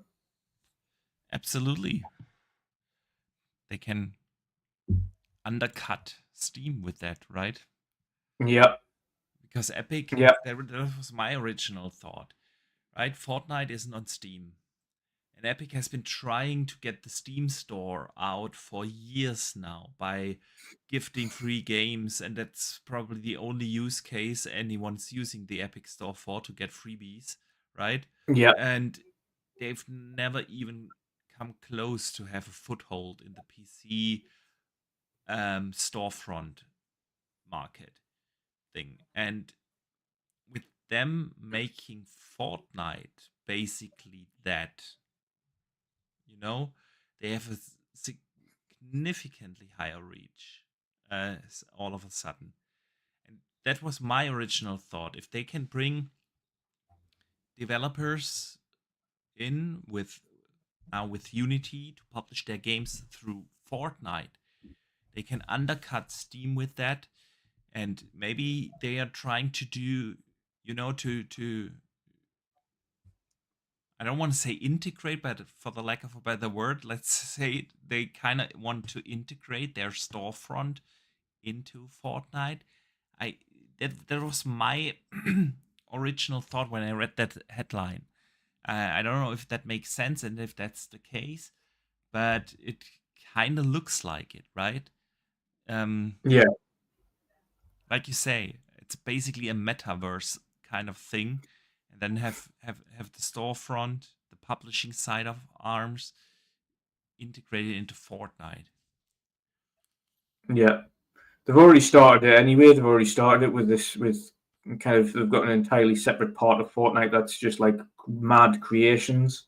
Yeah. So yeah, be interesting to see. Well, let's see. Next year we know more. Dutch, the Game of the Year nominees have been out. There's only one clear winner. It's obvious. Yeah. It'd be a scandal if it doesn't win. Absolutely, especially with this competition. Expedition 33 is nominated. And like you said, clear winner. Right there. Death Stranding 2. No surprise there, if you ask me. No. Since it's the Keighley Award show, every Kojima game needs to be in there. Yeah, right? Yeah. Donkey Kong Bonanza is nominated. Hades 2, Silk Song, and Kingdom Come Deliverance. Yeah. I would say that's the game we were thinking of before that we couldn't think of the name of. Yeah. Kingdom Come Deliverance. I would say the two that should be top and second would be Clear Obscura, Expedition 33. Number one should be winner. Yeah. Second, Kingdom Come Deliverance. And third, Silk Song or Hades. After that, maybe Donkey Kong. And then last, Death Stranding. I haven't played Donkey Kong, so I can't. But is that really a Game of the Year candidate? Is it that good? I mean, it's by the same guys that did. It's by the same guys that did the super popular Mario. Yeah, Galaxy. Yes. Yeah, but still, is it that good that it needs to be in there? I mean, obviously, that's always with every game, right? It's up for debate, and there will be people out there that say, "Well, Expedition 33 doesn't deserve Game of the Year," when it totally does, and that's absolutely okay to have their different opinions and tastes, and we all do, right? I would also, for instance, put in Assassin's Creed Shadow this year, at least in the nominees list, because that was fantastic. And I think we had that discussion like 2 or 3 weeks ago, when that this year, even though we had a lot of good games, we had very few games that really stood out, where you say, okay, those could be a Game of the Year contender. Because as much as I enjoyed Doom, for instance, The Dark Ages, it's not a Game of the Year, right? No, not I even close. loved Avowed, but it's Yeah. fairly, it's not a game of the year, right? Um, a Kojima game. Kojima has never released a good game. No need to be put it in there, right? um, Ghost of Yotei is still waiting for me to be played, but a lot of people say that have played it, right? It's the exact same thing like the first one, and so is it really game of the year? I Yeah. wouldn't say. So yeah, I could see a Hades too. Yes, fair point, right? Um, it's this year is even though we have plenty of great games. Ninja Gaiden 4 was great. There were a lot of good, really good games, but none of them really stood out, right? Um, I can't remember a year in recent memory where we had such a case. They were always like easy. Ooh, this year is gonna be difficult. We have this, and this, and it's really hard to decide. This year it really isn't hard. It's Yeah. easy Expedition 33, without a doubt. Yeah. Yeah. 100%. Easy. Easy So victory. so let's see. Let's see, right? Who wins at the Keeleys, because some weird stuff happened. I mean, to be fair, not only should it win best game, it should also be in the category for one of the best art directions. It Mm, should definitely be in the category for one of the best soundtracks, if not the best soundtrack. absolutely. Like, Best writing, yeah, and so on. I think acting. there will be a big outrage if Oh, Expedition 100%. It 33 would make gets snubbed absolutely at no a. sense if that doesn't Yeah, yeah, mop up this year. yeah, If yeah. that doesn't mop up this year, it's just ridiculous. Yes, absolutely, absolutely. Yeah, well, and then Death Stranding. Well, it's obvious. I'm not a big fan of Kojima games. I haven't played Death Stranding 2. I tried the first one. Yeah, yeah. But it's really no surprise since it's the Keeleys, right? Did you hear that Death Stranding 2 has been listed for PC already? Oh, yeah, I would Or expect that. rated, better said. It has been rated by Yeah. the ESRB on PC. I totally expect that announcement to happen actually at the Keeleys. I mean, that's what now 2 weeks from now. We have the Game of the Year show from Jeff, and I fully expect that announcement to happen there, right? Yeah. So Did you see the shadow release, completely unspoken of shadow release of Silent Hill 2 yes, on yes, Xbox? of course, and it was already it launched on sale immediately, right? It was only like Yeah. I want to say $40 or something, but definitely a reduced Yeah, price. it's like 27.49 currently And then maybe 35 euros here, for the so deluxe. somewhere Yeah. there. Yeah, I've seen that, and Death Stranding's exclusivity didn't last really that long. Then, not even Yeah. a I half a expect to year, see that. I right? expect to see that on Xbox next year as well. Yeah, I think so too. I mean, the first Death Stranding came to PC, I want to say 2 years or so after its launch, Yeah. right? Um, and this one is not even after 6 months or so, 5 6 months coming to PC already. Then, so I fully expect the Xbox release also to happen rather sooner than later. Uh, Yeah. so yeah, not that much exclusivity then on PlayStation there for Death Stranding, but it just shows you that Sony is also seeing that having true console exclusives is just too expensive, right? Yeah. Because if they would have paid Kojima Studios or Kojima Productions, that one they would have needed to pay them so much money to keep that game for 2 years or so exclusive, that Yeah. it's simply not worth it, right? Yeah. And Dutch, you and I both have been saying for years now that eventually Sony is also bringing a lot of their games closer or even day and date to PC. It's Yeah. Yeah. happening. Well, absolutely. Yeah. It's only a matter of time until it's day and date. True that. True that. Um,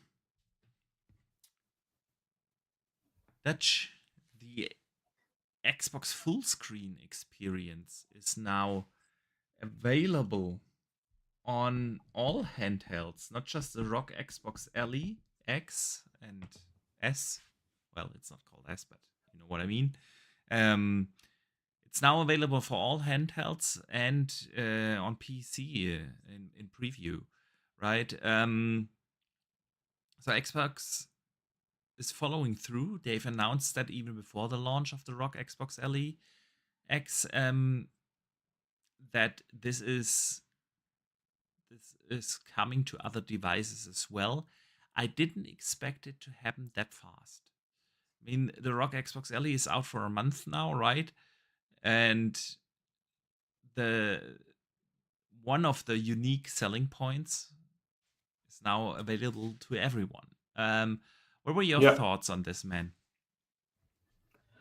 Yeah. I mean, it was expected. They did say it was going to roll out soon to get that happen. I haven't even checked it out yet to see what that looks like, or what it feels like, or anything like that. And I might check it out to see how it feels. But it needs more refinement, and I think obviously being able to get more feedback from people to refine it Yeah, better for both the handheld and PC upon going to its next generation console, if you want to call it that, yeah, hybrid console. They definitely need to make it as good as possible before that yeah, gets anywhere near the shelves. yeah. I mean, Um, they've added already stuff to it, right? But none of the stuff that people have been asking for. Um, they've added the co-pilot stuff and or made it better. None of the stuff that people have been asking for. There was a big upgrade this week, which is only available to ROG Xbox LE owners. That has been promoted by Xbox, and everyone was like jumping on this train, like, "Oh, see, they're making it so much better." And that is the presets for games that you can now download, so that you don't have to tinker with the settings on the ROG Xbox LE. But that was actually not an Xbox update. That was an Armory Crate update. That is something really cool that people have been asking for, but it has been implemented by Asus, not by Xbox. So that's why it's only available on the ROG Xbox LE devices, right? Um, Even though Xbox has been promoting it like crazy. But that's a cool feature. And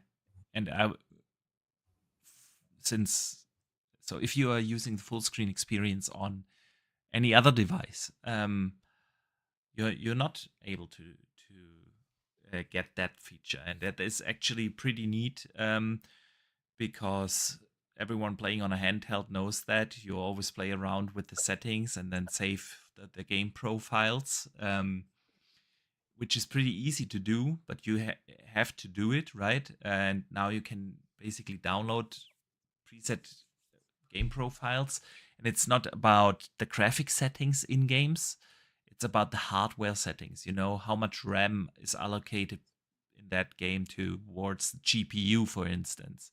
Yeah, do you have the CPU boost on? Do you turn on RSX also? um and all that good stuff, yeah, to get the maximum battery life and best game performance. And that's different for every game. It's just something that PC gaming brings with you. If you want to have best performance at best battery life, you have to kind of tinker around with these settings. Now you can download pre-settings for that, and it works pretty well and it's pretty awesome, but it's an Asus thing. On the on the Microsoft side of things, they really haven't improved much on the full screen experience, and that's why I thought it's kind of dangerous to roll it out into like that into the mass market. I would have improved a couple of things before I do that, because first impression is key with these kind of things, right? And if you download the full screen experience now, it really isn't a superb experience.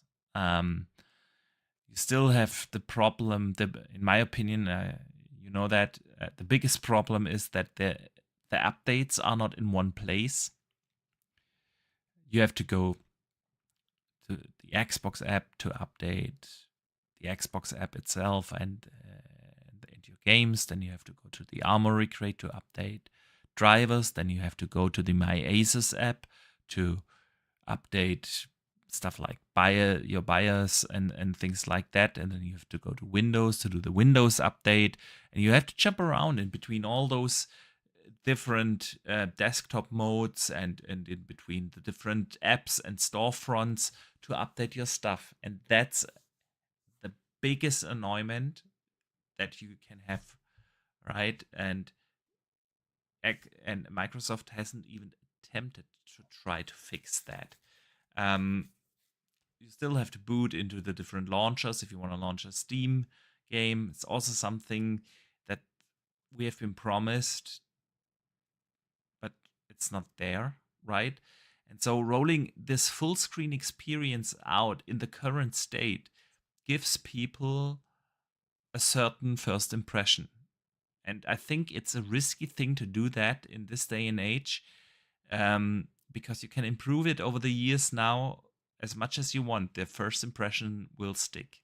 Yeah, it's a cool idea, but the execution is poor. That's the first impression. So yeah, let's see if they will continue to improve it and how fast they will do it and how many people will actually use it. The good thing is, though, we now have the chance to actually get proper comparisons in how much benefit the Xbox full screen experience actually brings you in terms of power improvement, because the best idea about this entire thing is, of course, to turn down certain background tasks that Windows has running constantly. And since the regular Windows background stuff is turned off, you have more RAM, you have freed up CPU power, and so on. And the first benchmarks are out there and show, depending on benchmark and game you run, an improvement of 10 to 15% by simply turning all the Windows background stuff off. And that's pretty awesome to see, right? Because that was one of the key promises and key ideas of this entire full screen experience. And that's cool to see now that when we have these comparisons, that it actually, makes a lot of sense to use the full screen experience. Yeah, completely. Do you think it's too early to roll it out into the mass market? I think so at the moment. I think, especially when you're talking about a home console mass market, it definitely needs to be. If you're going to get any form of casuals playing it, it needs to be so streamlined. Well, I don't think that a lot of casuals are going to use it at this point in time. Because but that's what I'm saying. By the time it comes to the console, it needs to be absolutely. They need to fix so many things before they can do that. The thing is, right? If you do it on a console, it would be impossible now. It absolutely would be impossible to use it on a console now, because even though not on a daily basis, but once or twice a week, you kind of have to boot into the regular Windows desktop mode to do certain things like updates, right? Not possible through the full screen experience to update your device properly. And so once or twice a week, you kind of have to switch into the desktop mode. You also have to switch into the desktop into your folder browser, like on your desktop, when you want to upload screenshots or stuff, yeah, or video clips that you took. Cannot do that. Yeah. Oh, pardon me. Uh, um. So and you only can do that on the handheld, because on the handheld at least you still have a touch screen. When you have it on a console where you don't have a touch screen, it is impossible to navigate. It is now a pain in the ass, but it's possible through a touch screen. But without a touch screen, and your TV usually isn't a touch screen, right? It's impossible. So they definitely cannot roll it out like that on a console. But yeah, Dutch. Let us move on from the full screen experience. Sarah Bond was out there giving interviews about next gen again. And we already talked a little bit about the next gen. And the interview was actually not truly focused on next gen. It was more about her career and everything. But then the topic came up about the next gen, and there were a couple of interesting statements that in there that I wanted to discuss. She reaffirmed, of course, yeah, hardware is absolutely core to everything that we do at Xbox, because we know that our most valuable players, the people who love Xbox, love the hardware experience. That is why we are working on our next generation hardware. It's going to be a powerful experience, and one that also enables people to take their library with them. So with that basically confirming, yeah, well, you can take your library with you. Yeah, Steam absolutely going to be there, if there has been any doubt out there. Then she continues, what's really important here is that while people want to play their library on the console, they also want to be able to play it on PC or stream it through the cloud. The Xbox experience starts with the console, but then gives people something they can experience across all screens if they choose to, bringing their libraries, their community, their identity, and the stores with them everywhere they go. I think that was a very interesting phrasing of a lot of stuff that we have heard before, either through rumors or through vague statements from other people at Xbox, because it includes two things. It's not just that you can bring your library with you, your existing Xbox library, as along with the Steam library and every other library you have, but also that you can take it on the go, right? And that definitely sounded to me, I don't know, maybe I'm interpreting too much into this, but it definitely sounded to me like they are still thinking about doing a native handheld. So I wanted to discuss that with you, Dutch. How do you read that statement from Sarah Bond? Yeah, I think I don't think it was always just rumored that they cancelled it and that they weren't going to do one, but Yeah. there was never anything from Xbox themselves that No. kind of said that they were going down the route of not doing their own handheld. They always said they had multiple devices in the works. Yeah. And they've always reiterated that stance, and I think they will. I think it's just about making sure it's the right device and working with, as far as we were aware, working with, I think it was the, what do you call, the laptop team. What do you mean, the laptop? Asus At or Windows. No, at Windows. What at do Windows? they call it? The Surface team. That's the one. The Surface, yeah. Yeah, the Surface team was kind of more involved in the handheld, and the Xbox kind of team were more involved in the actual console physical console unit. Yeah. Yeah. And I think that's just always stayed the same. And I think that's when you've Yeah. got two entirely separate teams working on what is ultimately the same thing, but one of them usually works on portable devices, i.e., laptops, and so they're used to working on things like APUs, and then the other one works on the console, and again, that's again more of a different kind of APU, but again, same thing again.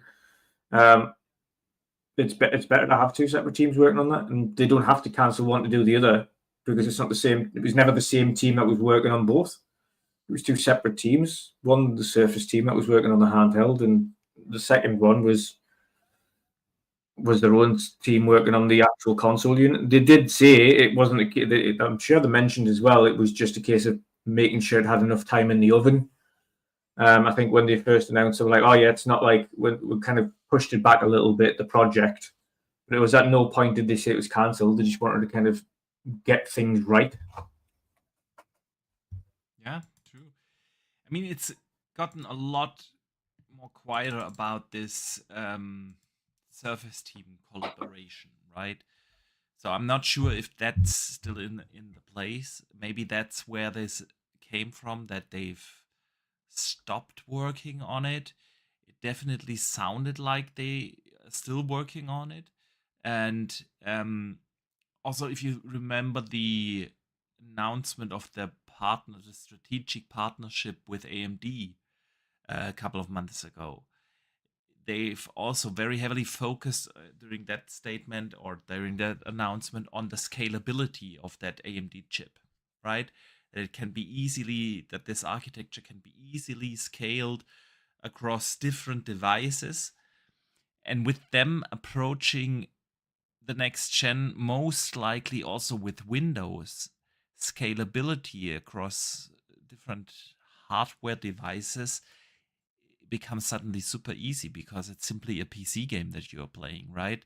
And PC games can run on the worst potato PC ever, and on a high-end PC, and you don't have to build the games, the software for multiple devices. That's also something. If you think about the Series S approach, right? And I'm not saying it's holding anything back, but it definitely puts more work on the developer side of things. Yeah, if you have Yeah, multiple SKUs, you have to develop for and optimize for multiple hardware configurations. With PC, that's not an issue because PC games are built anyway to be played on millions of different hardware configurations, right? So with that approach, you run Windows on it. You have a partnership with AMD to build an architecture that can easily be scaled down to very low end specs, aka a handheld spec. Maybe they do even two consoles for the TV again, right? Could be yeah, easier done.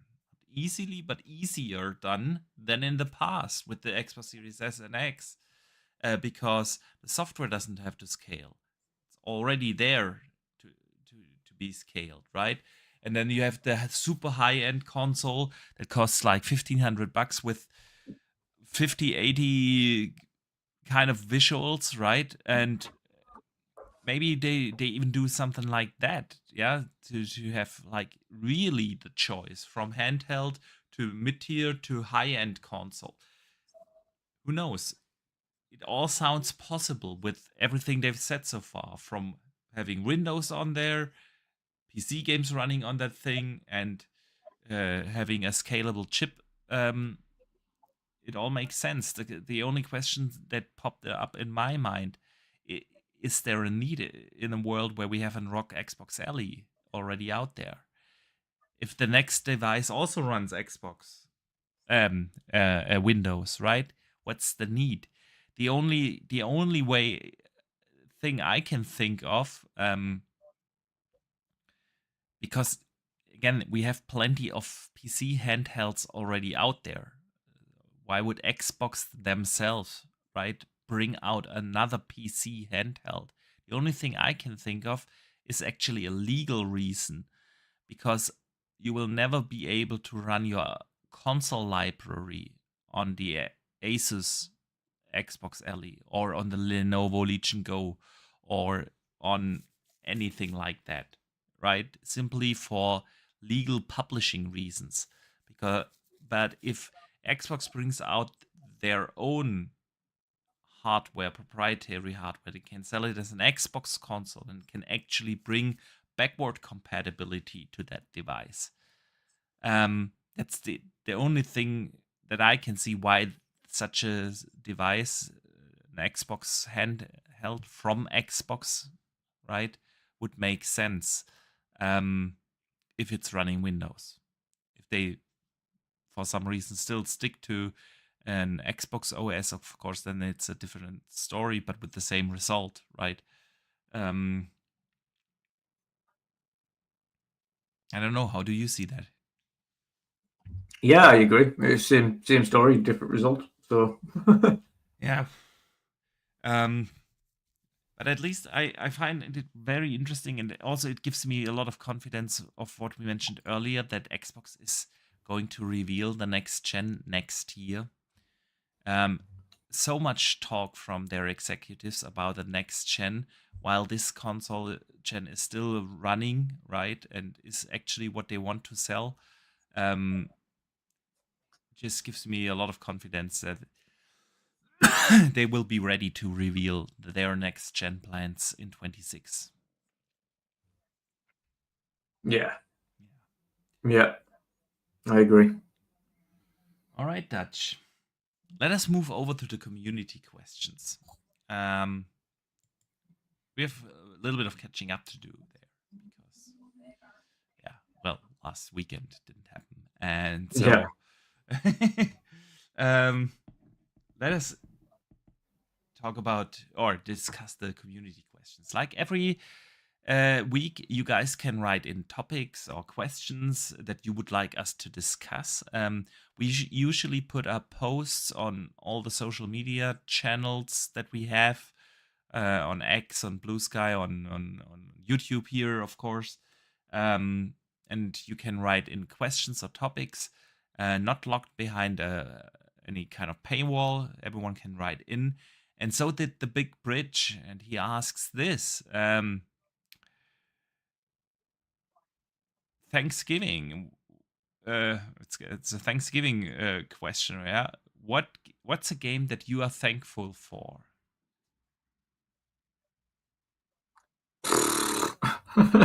Yeah, me. I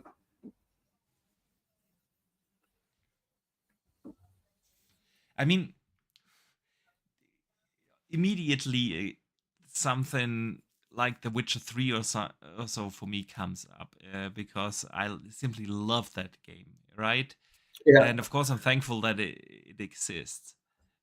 But there were also, like, over the last 40 years or so that I've been playing video games, yeah, a couple of games that I played in during a well, situation in my life that somehow affected me, right? Skyrim was one of the games. yeah, For instance, it was the game I was playing when I first moved in with my wife, and it was like so weird to suddenly be in an apartment where I cannot do what I just want, right? But I had yeah, like make it happen along with my well, she wasn't my wife at the time, she was my girlfriend, right? And it was just something that changed the way how I had to play games, right? And I was kind yeah, of thankful for a game that still got me hooked like that, and changed things like that. You know what I mean? So what yeah. is the game that you are thankful for, Dutch? So it sounds so daft, and it is still one of the most simple games in the world. It hasn't really done much. I mean, it has done plenty for the industry, but it hasn't really changed much over the years. But it has to be. It has to still be Pokemon. It has to be.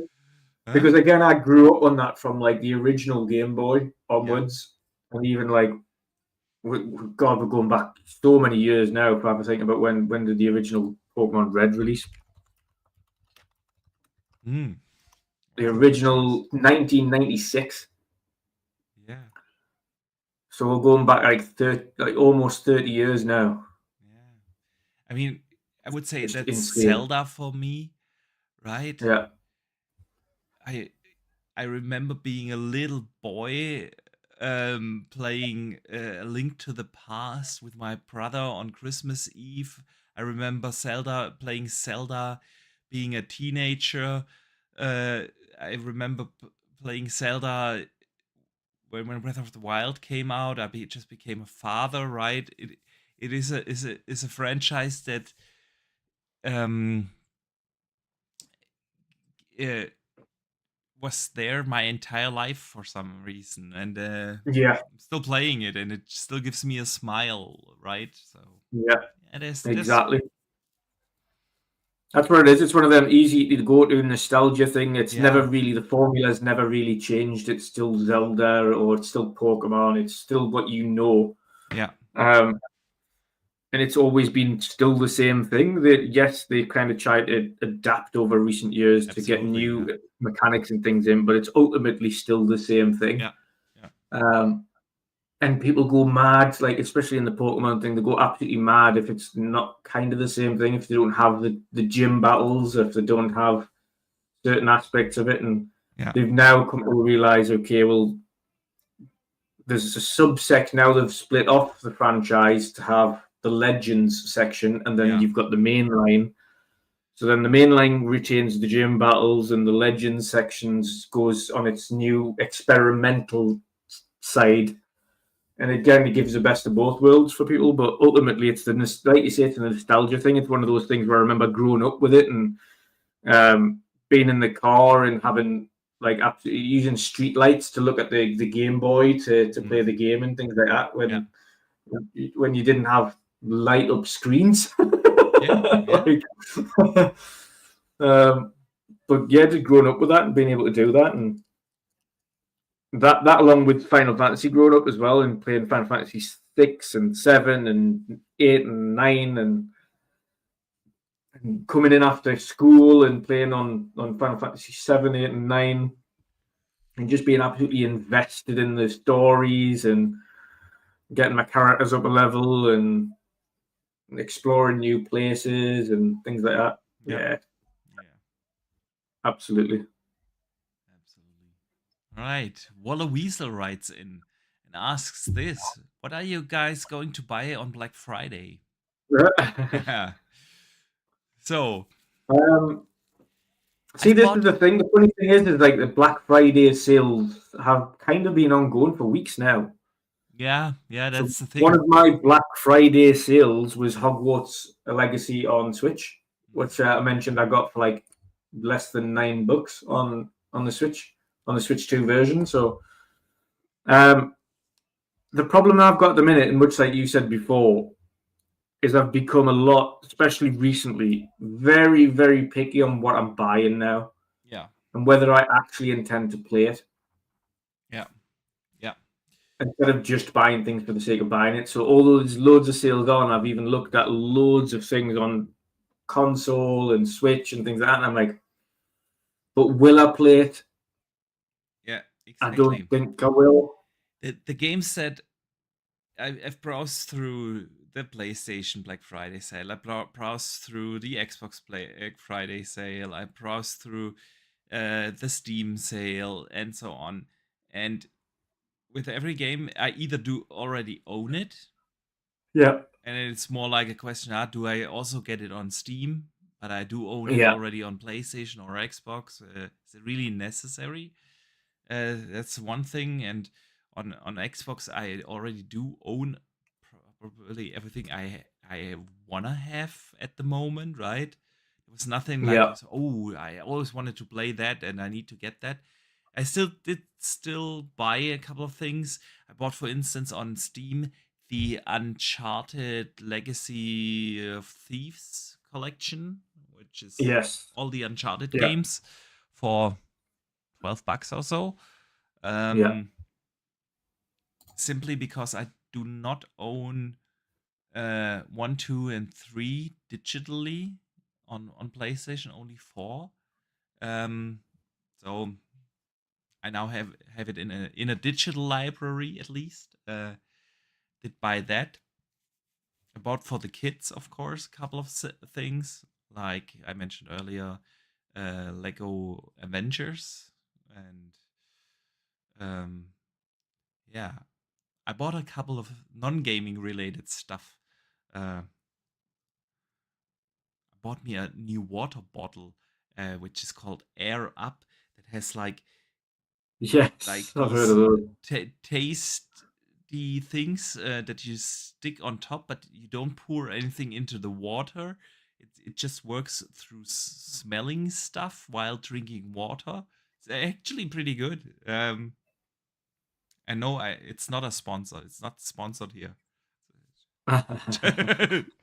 Free advertisement for them. Yeah, bought stuff like that. Bought me a new power bank, things like that. All right. Nice. Sith Lord writes in and asks this. When did you get your 360? In what games did you buy first? Mine was day one. I got Cameo, Perfect Dark, Quake 4, and Condemned.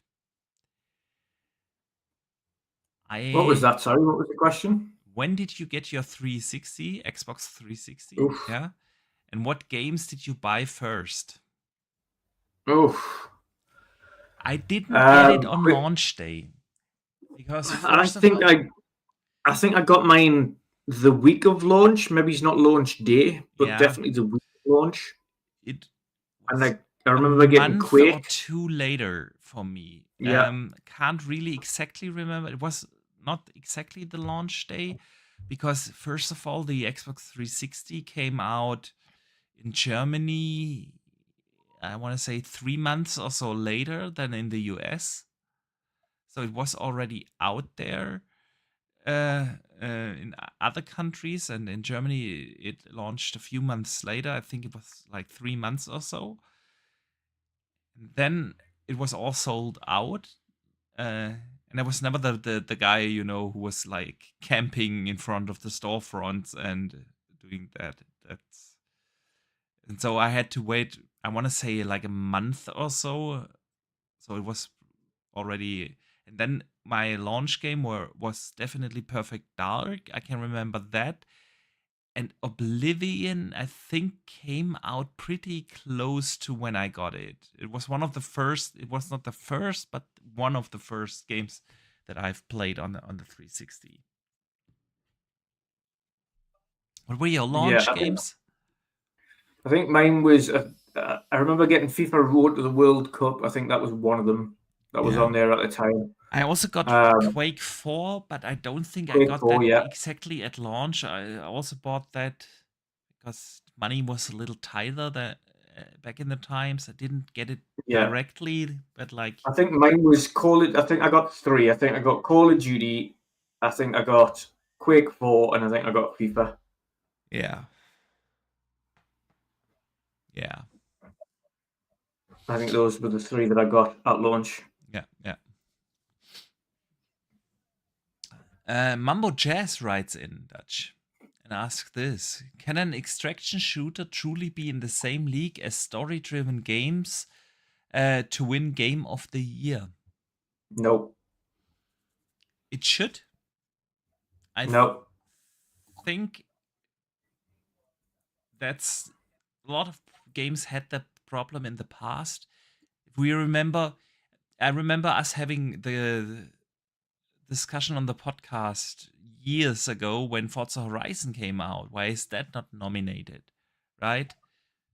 Not a story driven game, but should it be there? Yeah, absolutely. Age of Empires, should it be have been Game of the Year? For sure. But not a story game, right? So I think the fact that all the nominations are always kind of like story driven games when we talk about Game of the Year, we never talk about Game of the Year for multiplayer, right? We never do. Nope. Yeah. Um, but I think it definitely should be, because at the end of the day, Game of the Year should be which was the game that impressed you the most this year, which had the most impact, was the most fun to play, right? Um, I mean, a story helps because it makes it easier to get attached to a game when you have a character you care for or a story you care for. That definitely helps there. But I think it would be the right thing to do to be able to nominate a great racing game or an extraction shooter. If that really is the best game you've played this year, why not? Mm, You see it differently? yeah, yeah. I think multiplayer games should be in a category of their own and remain that way. And I think it's mainly for it's a celebration of the art as opposed to anything else. And I think a combined effort game where it's music and story and gameplay and mechanics and technical achievements. I think it's a game that encompasses all of those things should be considered for Game of the Year, not a game that is solely a multiplayer game that you just play with your friends. Hmm. That's just it sounds silly, but that's like having PUBG or Call of Duty Warzone up in there, and it's as much as I love those games, I would never, ever, ever. Well, not Warzone.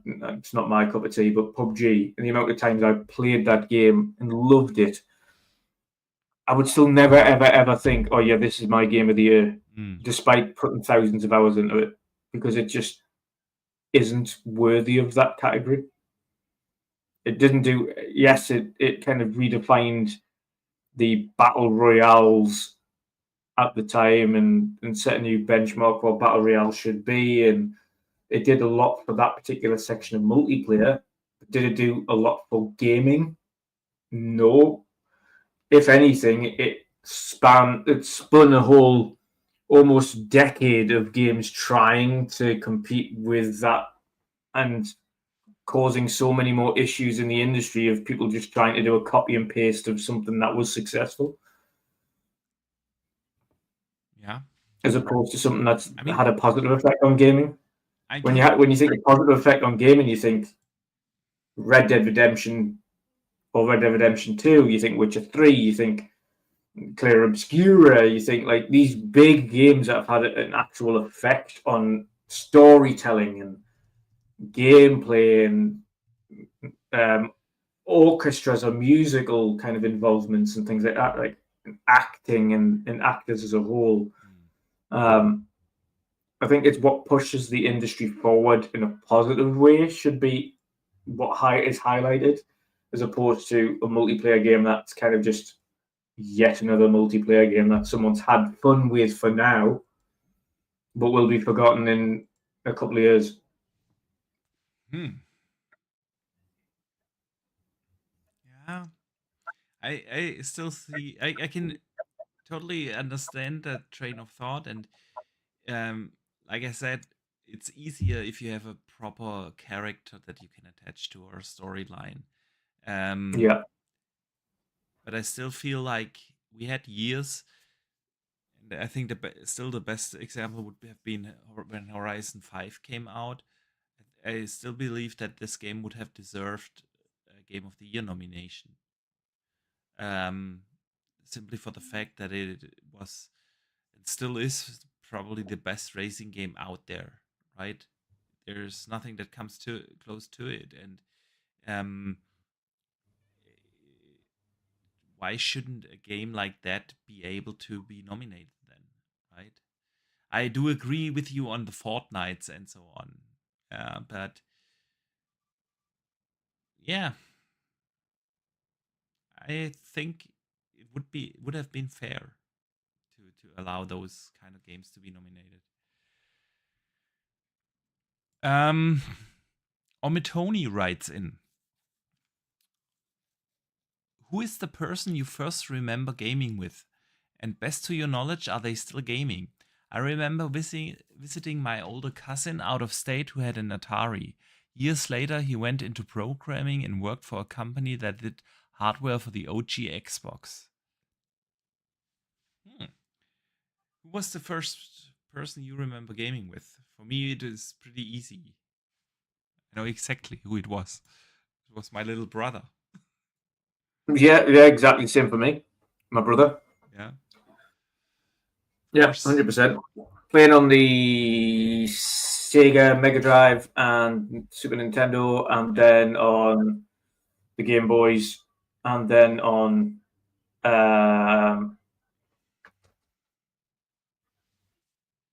the N64, and then on Final Fantasy. Yeah. It's the same here. My little brother, he's like 3 years younger than me, and of course we played shitload of games together. Yeah, and even if we were playing single player games, we were like watching the other one play it and basically play together. So that is easy. And yes, he's still playing, not as much as I do, but he's still playing video games. Yeah. All right, Dutch. That already brings us to an end of this show. I want to say a big thank you to this awesome community, everyone who tuned in here today, who chatted in the chat. Of course, if you're listening on Spotify or Apple Podcast, big thank you to you guys as well. But Dutch, before we let everyone out of here, let everyone know where they can find you these days. Literally just on this podcast. I'm not really on socials anymore. I've deleted the X/Twitter app from my phone, so I'm not really on Twitter. Yes, I've still got a page, but it doesn't get used now. I literally only access it on the PC in order to get a link to come on here. So you can find me here. Is the only answer now. Yeah. Here, or if you've got me on Xbox and I'm potentially online, you can find me on Xbox. Sweet. All right. So, again, a big thank you to everyone who tuned in. Hope you guys enjoyed the show. The weekend is near. Go enjoy, play some games. Again, happy Thanksgiving to those who celebrate in the United States. And we will be back next week here on the World of Gaming. And until then, don't forget to game on.